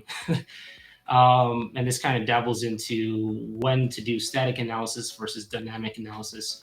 And all that is, static analysis is analyzing without actually running anything. Dynamic analysis is running either the sample, the whole sample just all in one go, or in parts, similar to what we're doing right now. Dynamic in that things are actually moving, right? Things are being processed and operated on. All right, questions. So I'm wondering, why wasn't the Base64 encoded string that is inside from Base64 string decoded when you decoded the PS script earlier inside of CyberChef? Oh, right, the nested Base64, right? That's a good question. Yeah, so if we go back to CyberChef, we know that, what did we start off with? The initial payload, not really payload, but the initial command line was this large Base64 encoded command fed to PowerShell. And when we went to CyberChef to say from Base64 and then decode text, yes, there is nested Base64 within here. So really, this is just, I mean, it's not necessarily like it's not necessarily because it's difficult to do that, to decode, nested base64 or n number of iterations, right, of base64 encoding. That can certainly be done programmatically. In this case, it's just that the tool chooses not to do that. I'm guessing probably because it doesn't want to risk operating on something that isn't base64, which I imagine is actually easy to make a mistake on. So, I mean, yes, you could do it. I guess you could have nested decoding, but the way that CyberChef works is kind of one at a time. It's like every layer peeled back one at a time. For most of the tools, there are some tools that kind of drill their way through things, though.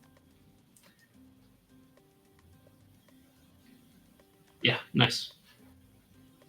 All right, so we're past that. We're down to, I keep on saying down to, but we're not even, down to means at the end. We're not close to the end. Right, so base64.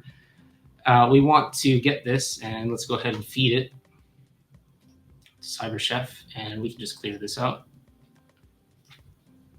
And this is going to be a bunch of gobbledygook. Why? Because remember, this needs to be XORed. So we know the key because it's directly in the script, and that was 0A, and that's in hex. So let's go ahead and apply that. And the reason why we don't need the decode this time is because this isn't UTF-16LE like PowerShell expects. This is its own base64 encoding now further down the payload chain.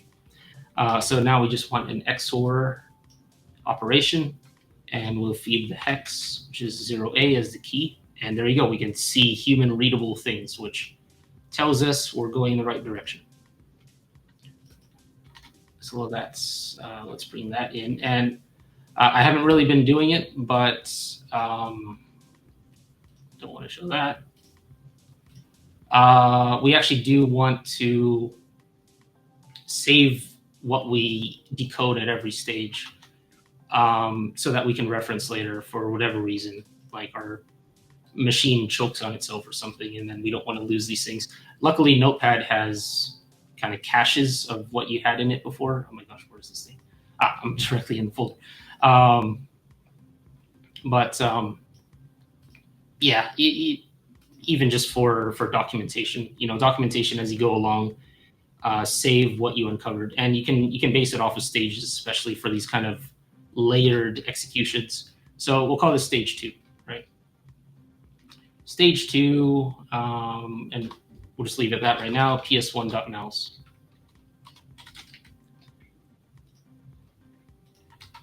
And we'll call this one stage 3.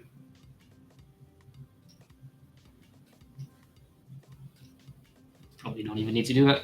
Stage 3 dot ps1 dot mouse. All right, so what are we looking at here? So there's quite a bit more obfuscation happening here. And way we approach it, in this case, we are able to see it in chunks. And when I say chunks, we can see different operations taking place in different areas. Recap how we got to stage 3. Sure. Yeah. So from here, stage 2, we have the inner string blob, right? This massive base64 chunk. And we know that this script is doing a from base64 operation on it, and then feeding that output to an XOR operation where the key for that XOR is hexadecimal 0A. And then that goes to an invoke expression to actually run that code that is the result of all those operations. What we care about is actually doing somewhat static analysis here, where we can just take that string, we know the operations that apply to it, throw it into CyberChef, put in those exact same operations from base64, XOR in order, and then XOR, we know it's hex, 0A is the key. And then when we go ahead and bake that, we get Stage 3.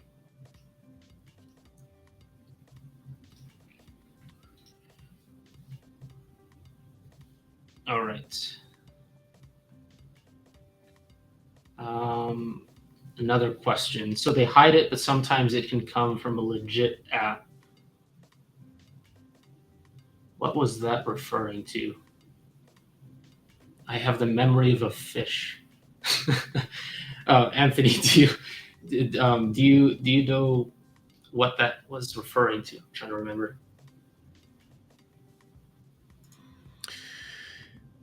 I also have a memory of a fish right now, and I'm not.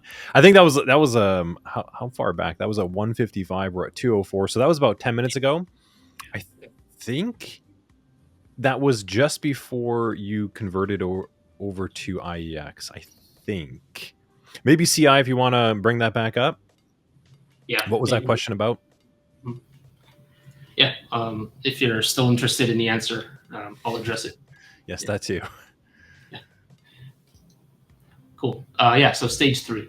Hopefully, I properly recapped for that question there.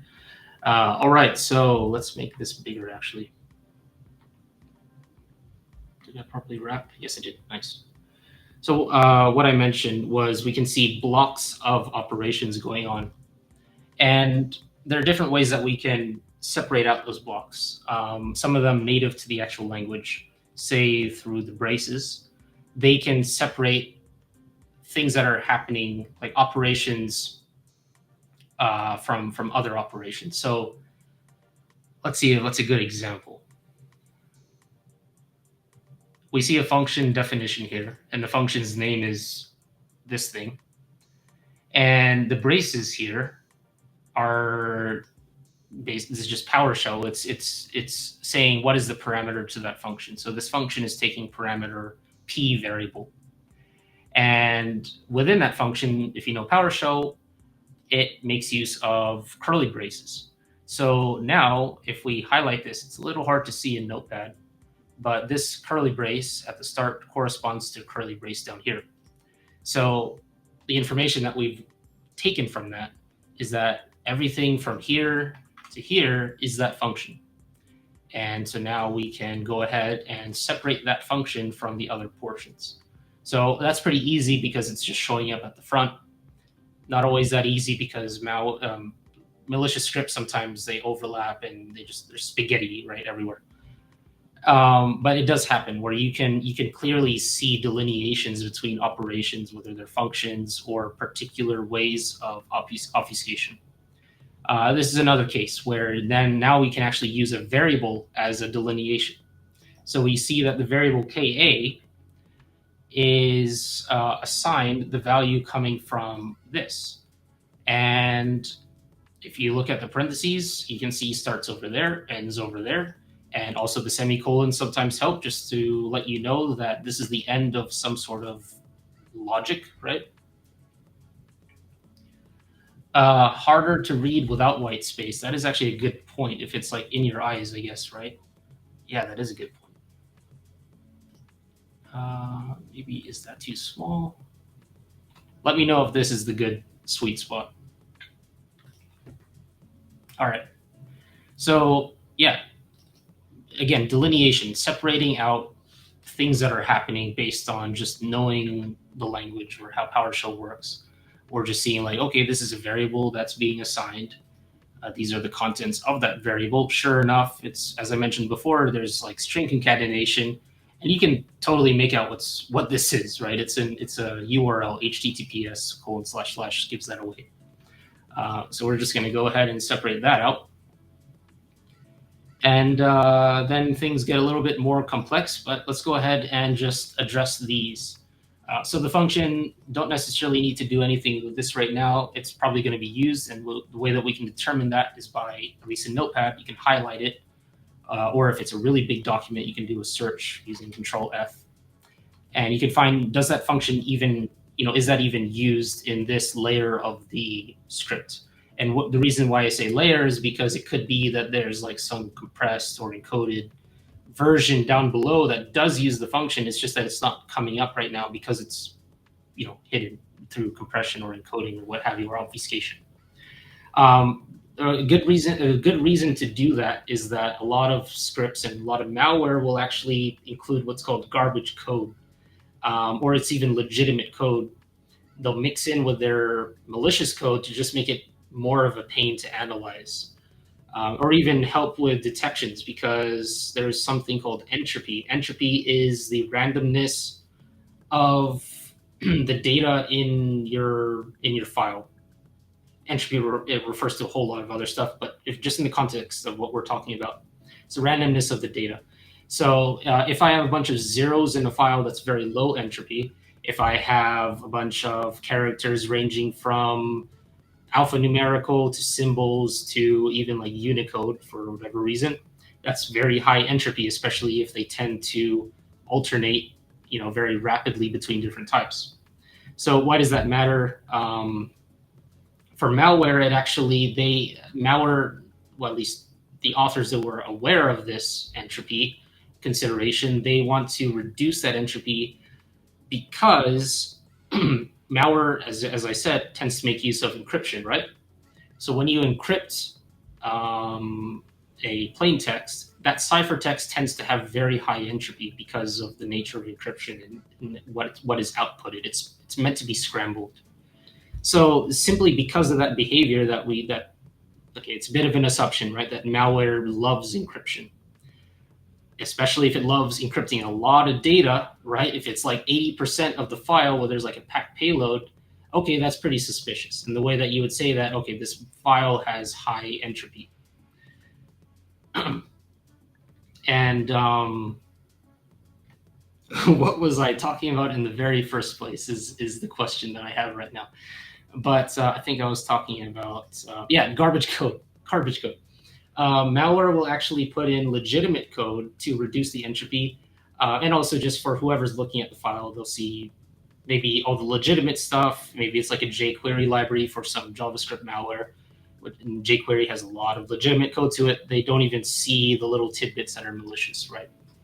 And then some sort of detection capability looking through that sees maybe lower entropy, or sees that there's a lot of legitimate functions, or maybe it's just so complex or the file is so big that it doesn't even bother. Helps in evasion. All right, that was that was a lot, but KA, yeah. So let's go ahead and resolve these variables, and we're going to make use of the same technique of just letting it run. That does not work. Why? Probably because I did not include the right number of. Oh, actually, we'll just do it from within the parentheses, actually.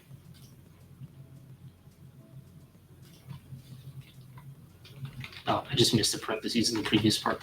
That's okay. All right. That character, that set of decimal, character codes, that all translates to this. We can just go ahead and say that is that. UA will do the same thing.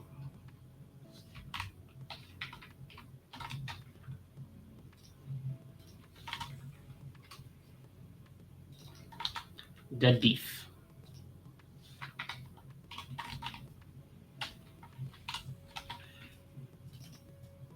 And then here, it's probably just, don't even need to do this since we can read it, but just for the sake of consistency. And so here actually we can bring up some consideration. That what have we just gotten? It's kind of the maybe the weakness of this particular payload, that it's kind of given us what we want up front.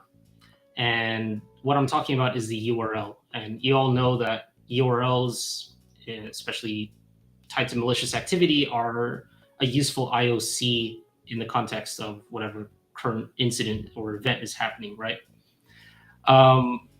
In the context of malware, malware tends to stage its payloads, and the way it does that is either by hosting that payload on an external server, which is accessible through URL, for example, or by storing it in some file or even within itself and then extracting it and then running it. So yeah, staged payloads can make use of additional, they're hosted on more servers to pull from. In this case, it's taking from raw GitHub user content.com, which is actually fairly used for malicious purposes to host files.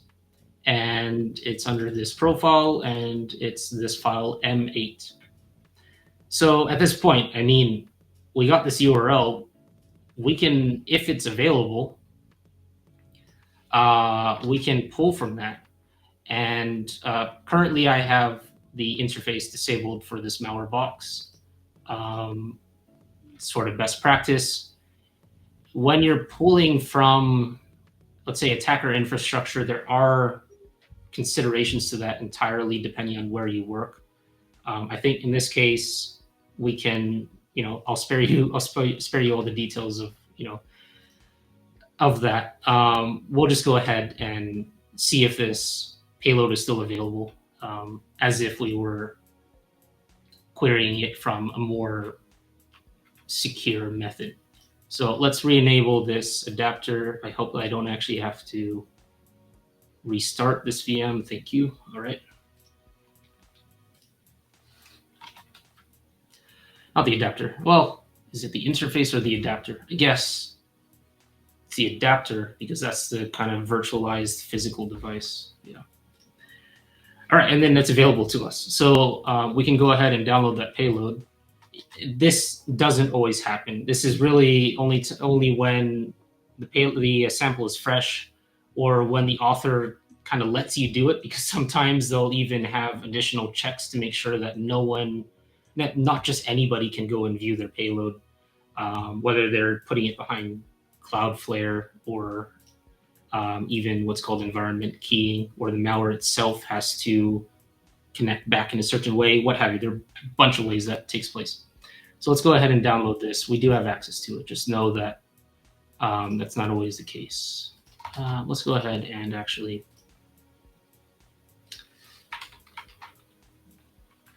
progress, turn that off. Nope.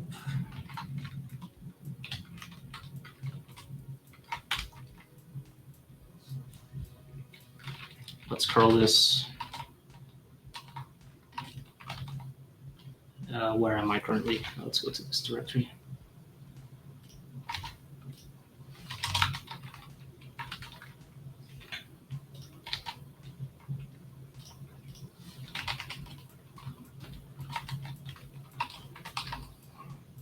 And we'll call this one stage 4.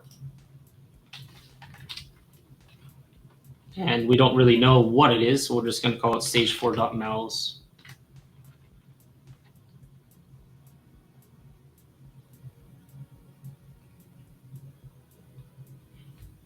Yeah, it always takes a while with PowerShell. Curl translates to, I think, invoke web requests. All that mals, yeah. Funnily enough, big tip, if you're using invoke web request or curl, or I think even wget now translates to invoke web request in PowerShell, it will be really, really slow. And a big part of that is actually the progress bar, as hilarious as that is. So before you run a fetch for a resource using IWR or invoke web request, it's good to actually set progress preference to silently continue to disable the progress bar. And it's something like twice as fast, if not more. All right, so we should have s4.mals now downloaded. And look, 2310 kilobytes, 2.3 megabytes. That's a big one. So we're starting to get to the real meat of what we're analyzing. All right, could you review how you got to stage 4 and what is the raw GitHub content? Getting to stage 4. Yeah, I guess it's actually good to come back to this, right? Because I didn't fully explain why we're just stopping here instead of going all the way through. So before this was just all clumped up together based on the output that we got from the previous stage. We just systematically went through based on what we could see, just initial looking over what's going on here. We could see that there are certain delineations between obfuscation techniques. In the cases of these, it was using character, what's the way to put this? Like character ID encoding, decimal. I just said it like a few minutes ago. It's encoding using the decimal representation of characters, right? And then we resolve that by going into PowerShell and actually just running those, right? So, and those result in the strings that those represent. Woof, yeah. Don't know what that means, but woof.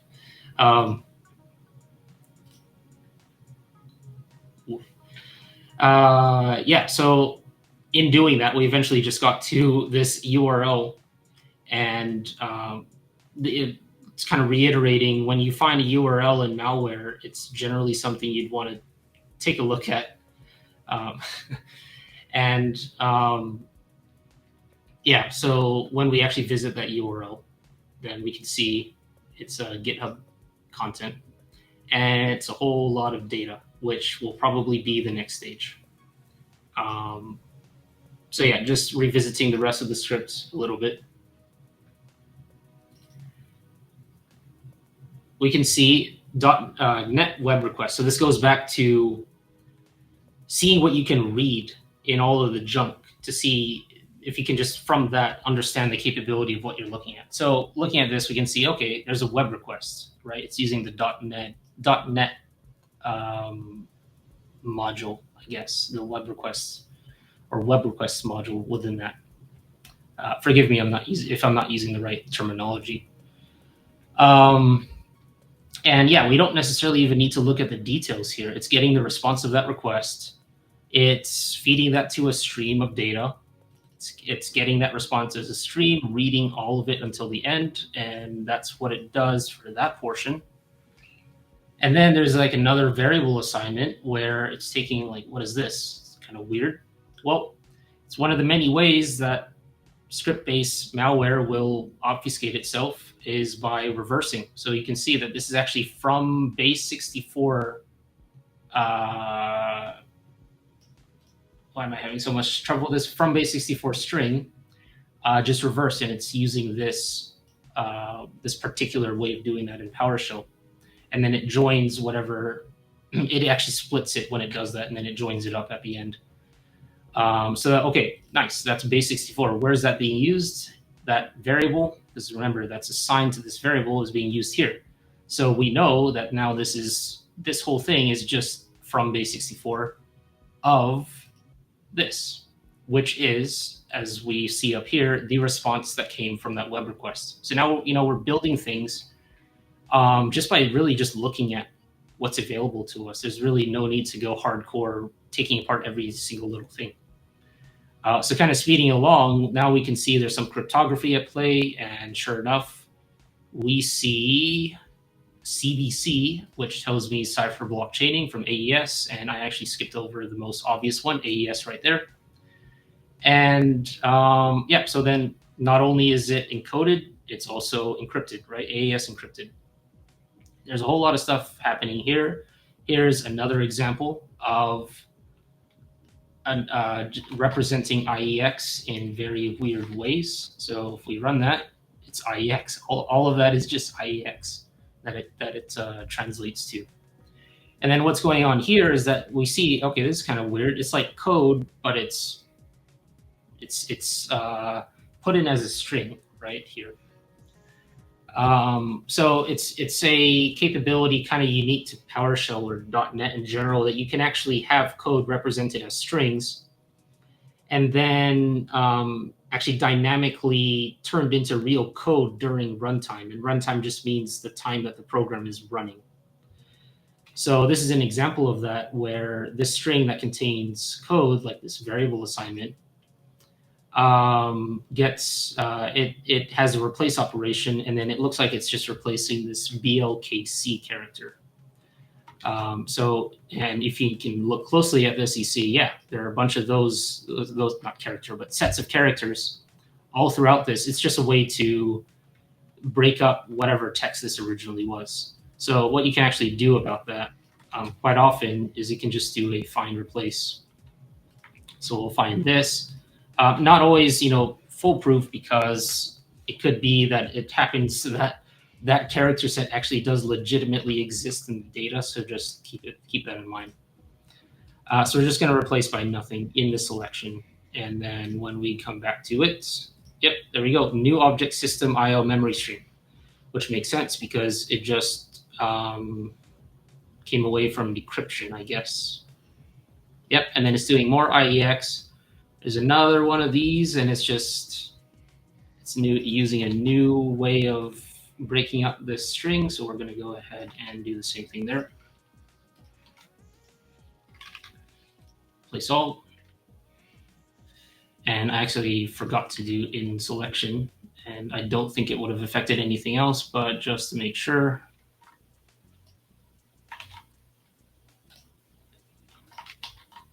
Place all in selection. Okay. Actually, yeah, it was important to do in selection because that would have just deleted that.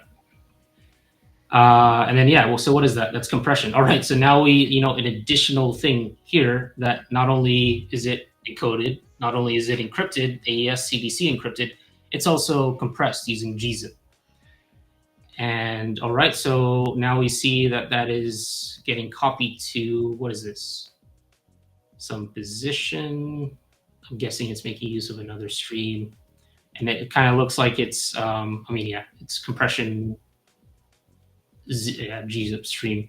And it looks like it's cleaning up after itself. It's like saying dispose of things that resources that it used before to do decryption, and I think compression was also one of them. So there's another here where it's just reverse. So this is load. Okay, so this is LD. Let's just say LD is load. So now we're seeing system reflection assembly load, and then whatever's in the O variable, and that's the A variable, which is to array, which we know comes from the output of the decompression. All right, so summarizing all of that, all this stuff is just taking whatever came back from this URL, decoding it, decrypting it, and expanding it, or in other words, decompressing it, and now feeding it to this system reflection assembly load. And this kind of gets into .NET, where in .NET you have what's called assemblies, very similar to what you know as EXEs and DLLs, executables. It's just that it's in a .NET flavor. It's a representation of those things in a way that's interpreted by .NET. And reminder, .NET is a framework that is mostly pertinent to Windows, that actually serves as the underlying, it's like the foundation for PowerShell and for C# applications, or applications written in C#. And so what's going on here, this is actually really important because malware uses this a lot. It actually uses reflective loading of .NET assemblies, and that's what's going on here. So to simplify it, it's taking whatever's coming from the URL and then loading it to eventually run it. That's really what's happening here. So just by seeing this, we can already determine that that URL was hosting a payload that is likely an executable. In this case, probably a .NET executable. So kind of going along, we see support assist. Okay, interesting. Program. Okay, so then when you put all that stuff together, what do you get? You get support assist.program. So it's probably accessing something within this .NET executable, and it's doing a get type. I'm gonna skip over some of these things simply in the interest of time, like what are types and what are binding flags. Really, we can just skip right to it. We see that there's a main function because this is reversed. I mentioned previously that in many programming languages, or the way that a lot of developers will write their code is that they'll use a main function to represent the place where the code starts. Not always, because there is also what's called the entry point, but that's neither here nor there. Just see this as the main function is likely where things are beginning in the program.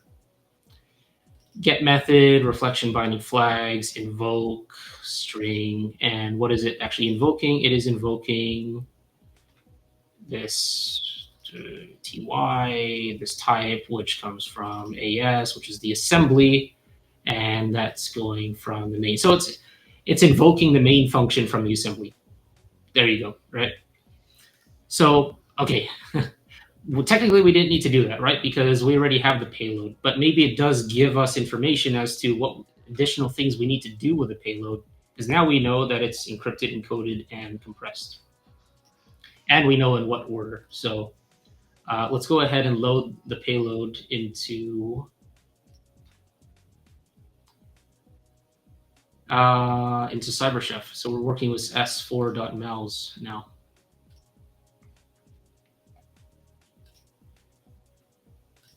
Clear all this stuff out. You can open file as input, load it in. S4mals. All right. So as we recall, there was a Base64 decode.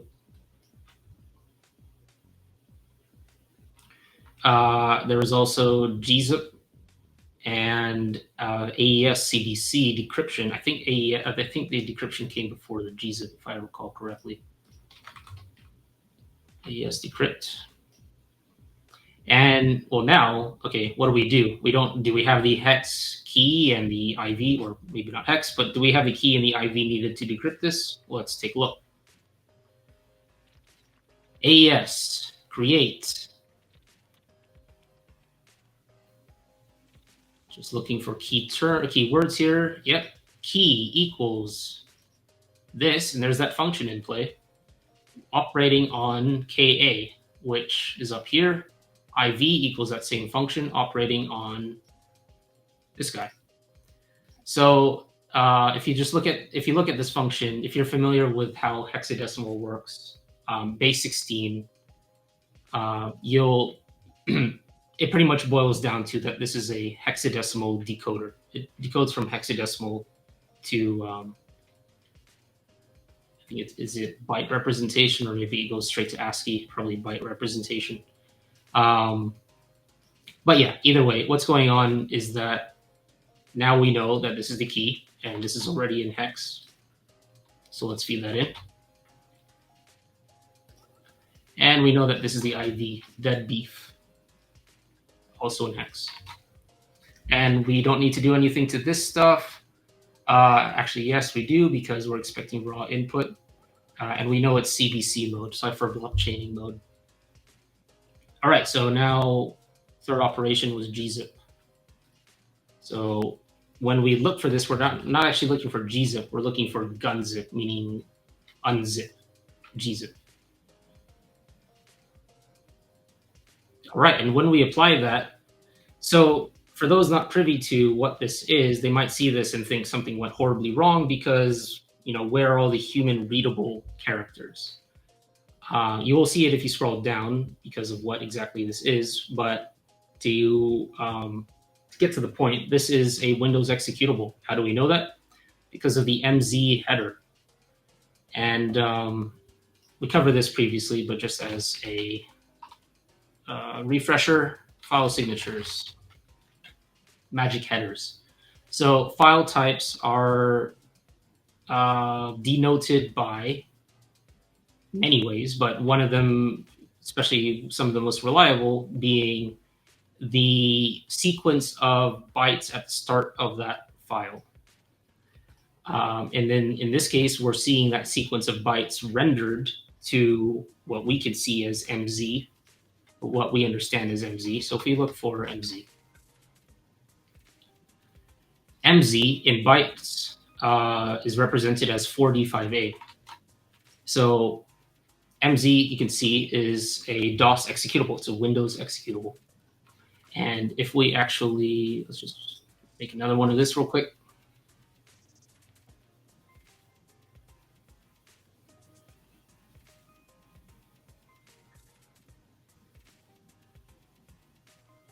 Actually, I might need to just hurry things up here looking at the time. How would that actually be done?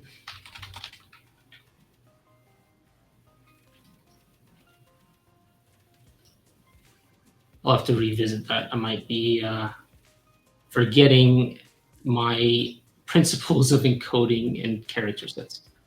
All right. All right. So seems like we might have to actually wrap up a little bit here. What do you think, Anthony? Do you think that this is a good place to stop, or should I maybe dip into this executable a little bit, because just to poke and prod at it a little bit? What do you think? We can totally stop and then continue on next time. So, Jordan, I think it's going really well. I don't want to go too much longer, just because I know typically people start to fall. I don't think they don't fall asleep, but they start to kind of zone out a little bit once it starts to get to that 2 to 3 hour mark, for sure. Even as exciting as it might be, we can always do some more content for another stream. I would say maybe, I don't know, just to kind of wrap up a little bit, one more concept or two, maybe in a couple minutes, and then we'll come back here. And you know what I'll say now to everyone in chat? Now is a good time to maybe just get some questions compiled, since we're on the stream of reverse engineering and malware analysis. If you want to compile some questions, keep it on the side over here. We will come back to it. But what do you think, Jordan? A couple more minutes? Yeah, I can definitely cover some interesting stuff in the remaining time.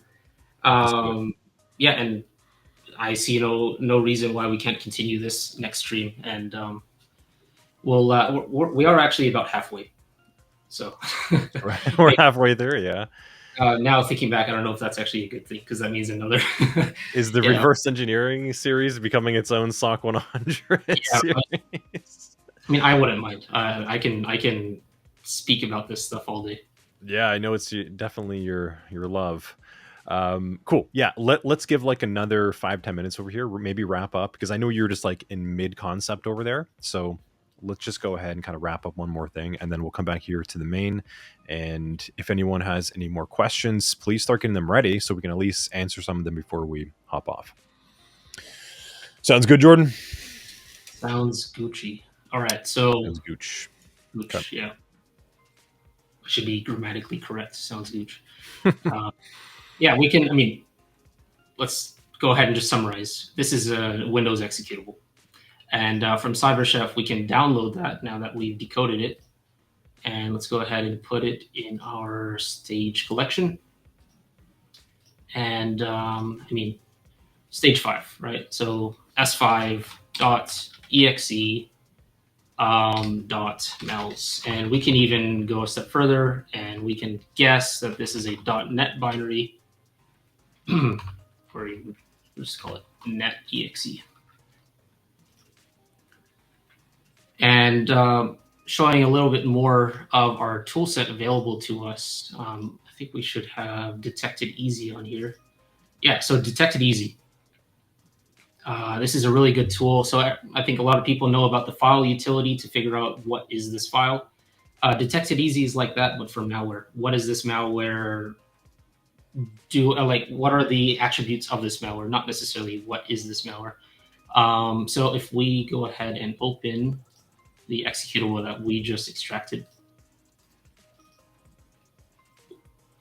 So we get some information. This is a 64-bit executable.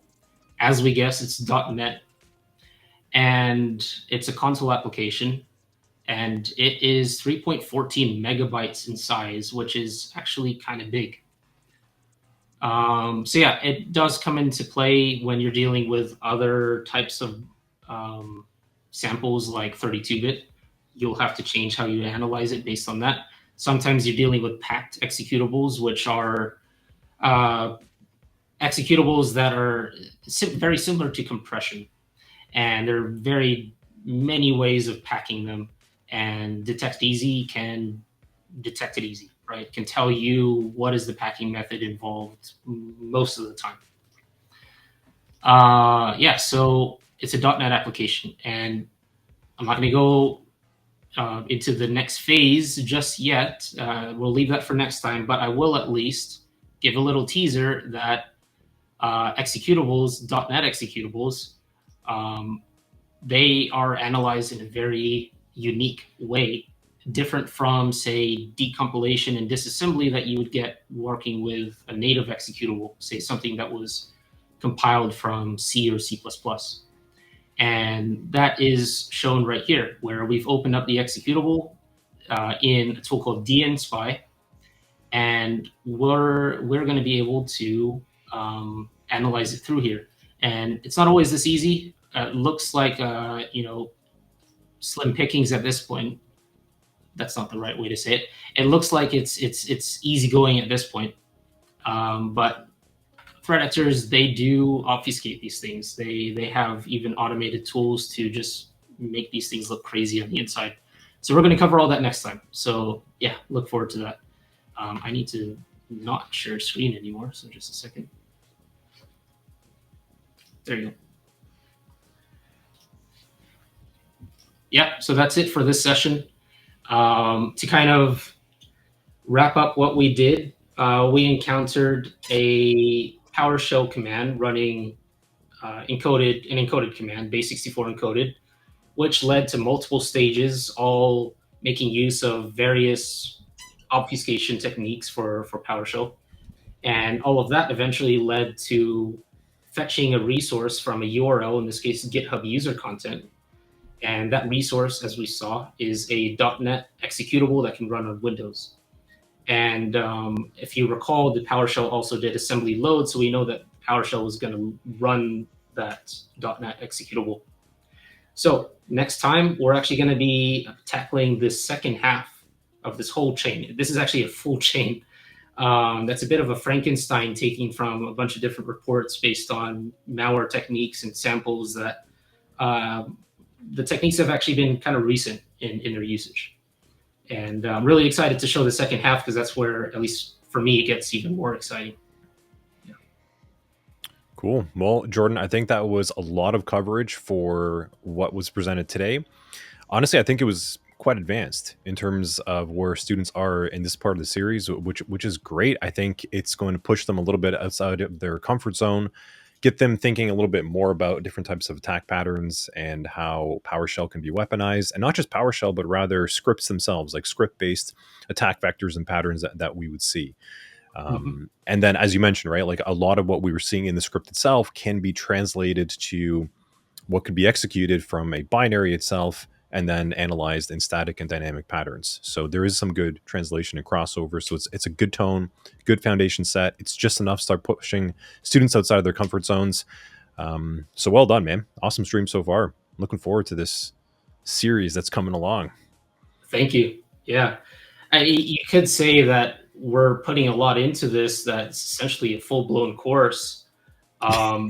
I'd even say that this is only, like, for everything that's planned for this stream, or the coming stream and the one after, even then, it's only going to be like 20% of the content that we really could teach about this stuff.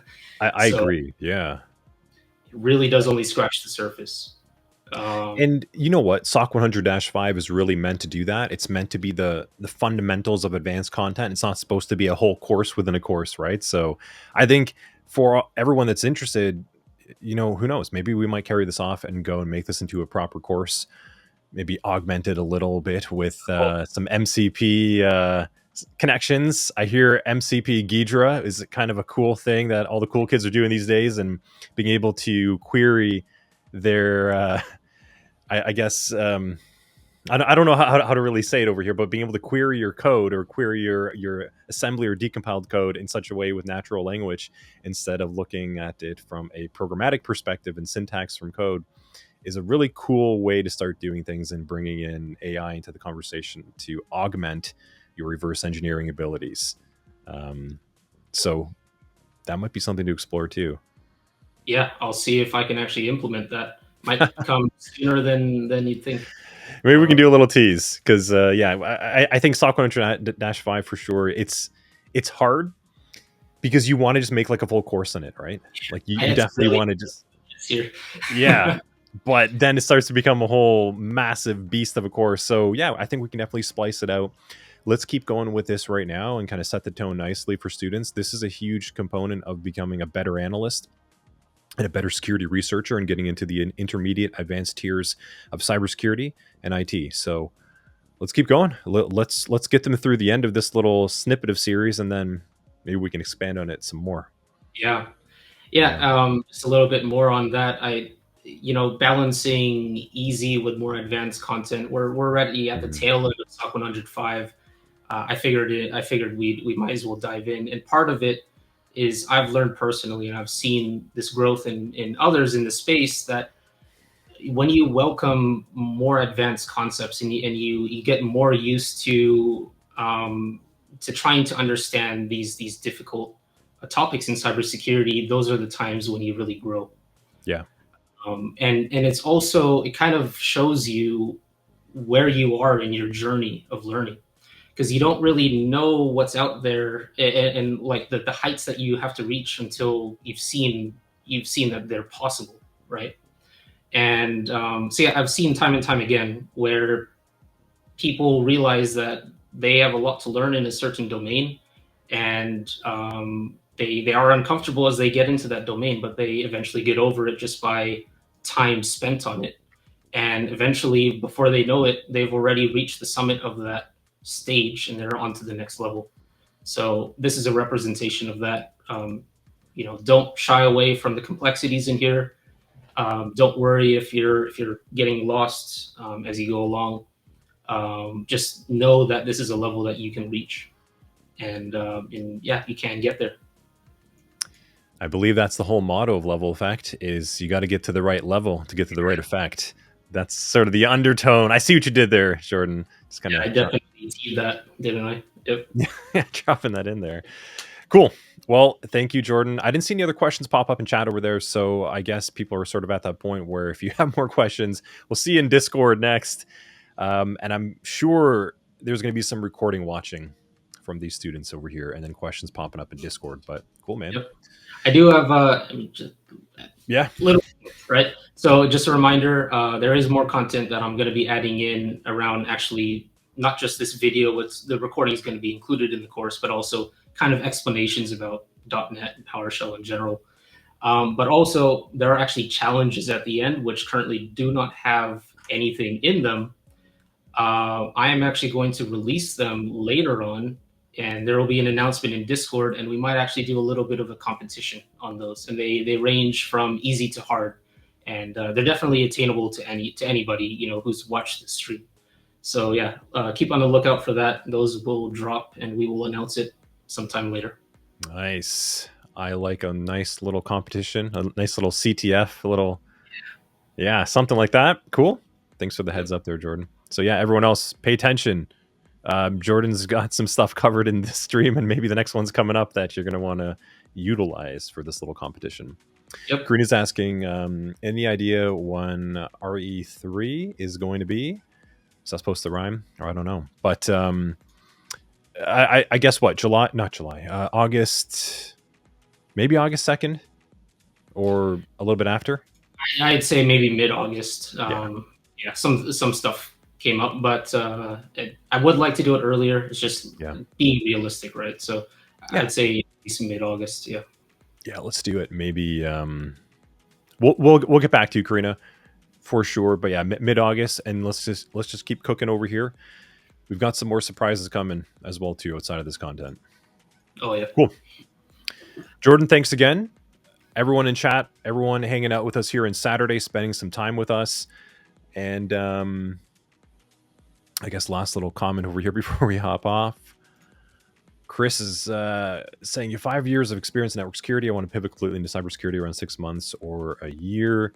Oh, man. Yeah, 5 years of network security. I mean, that's a really good basis. I don't know what you've gotten into. I don't know if it's been configuration. I don't know if it's been network telemetry. I don't know if it's much more on the appliance side or kind of a mix of all of those. So obviously, I think we need a little bit more info on what you've done. But is it possible to learn enough reverse engineering to move into malware detection in 6 months or a year? I'd say definitely. Yeah, I mean, I want to say definitely, but with a caveat, right? Is I don't know where you live. I don't know where you are, but I think, yeah, Jordan, I agree with you. I like a skill level.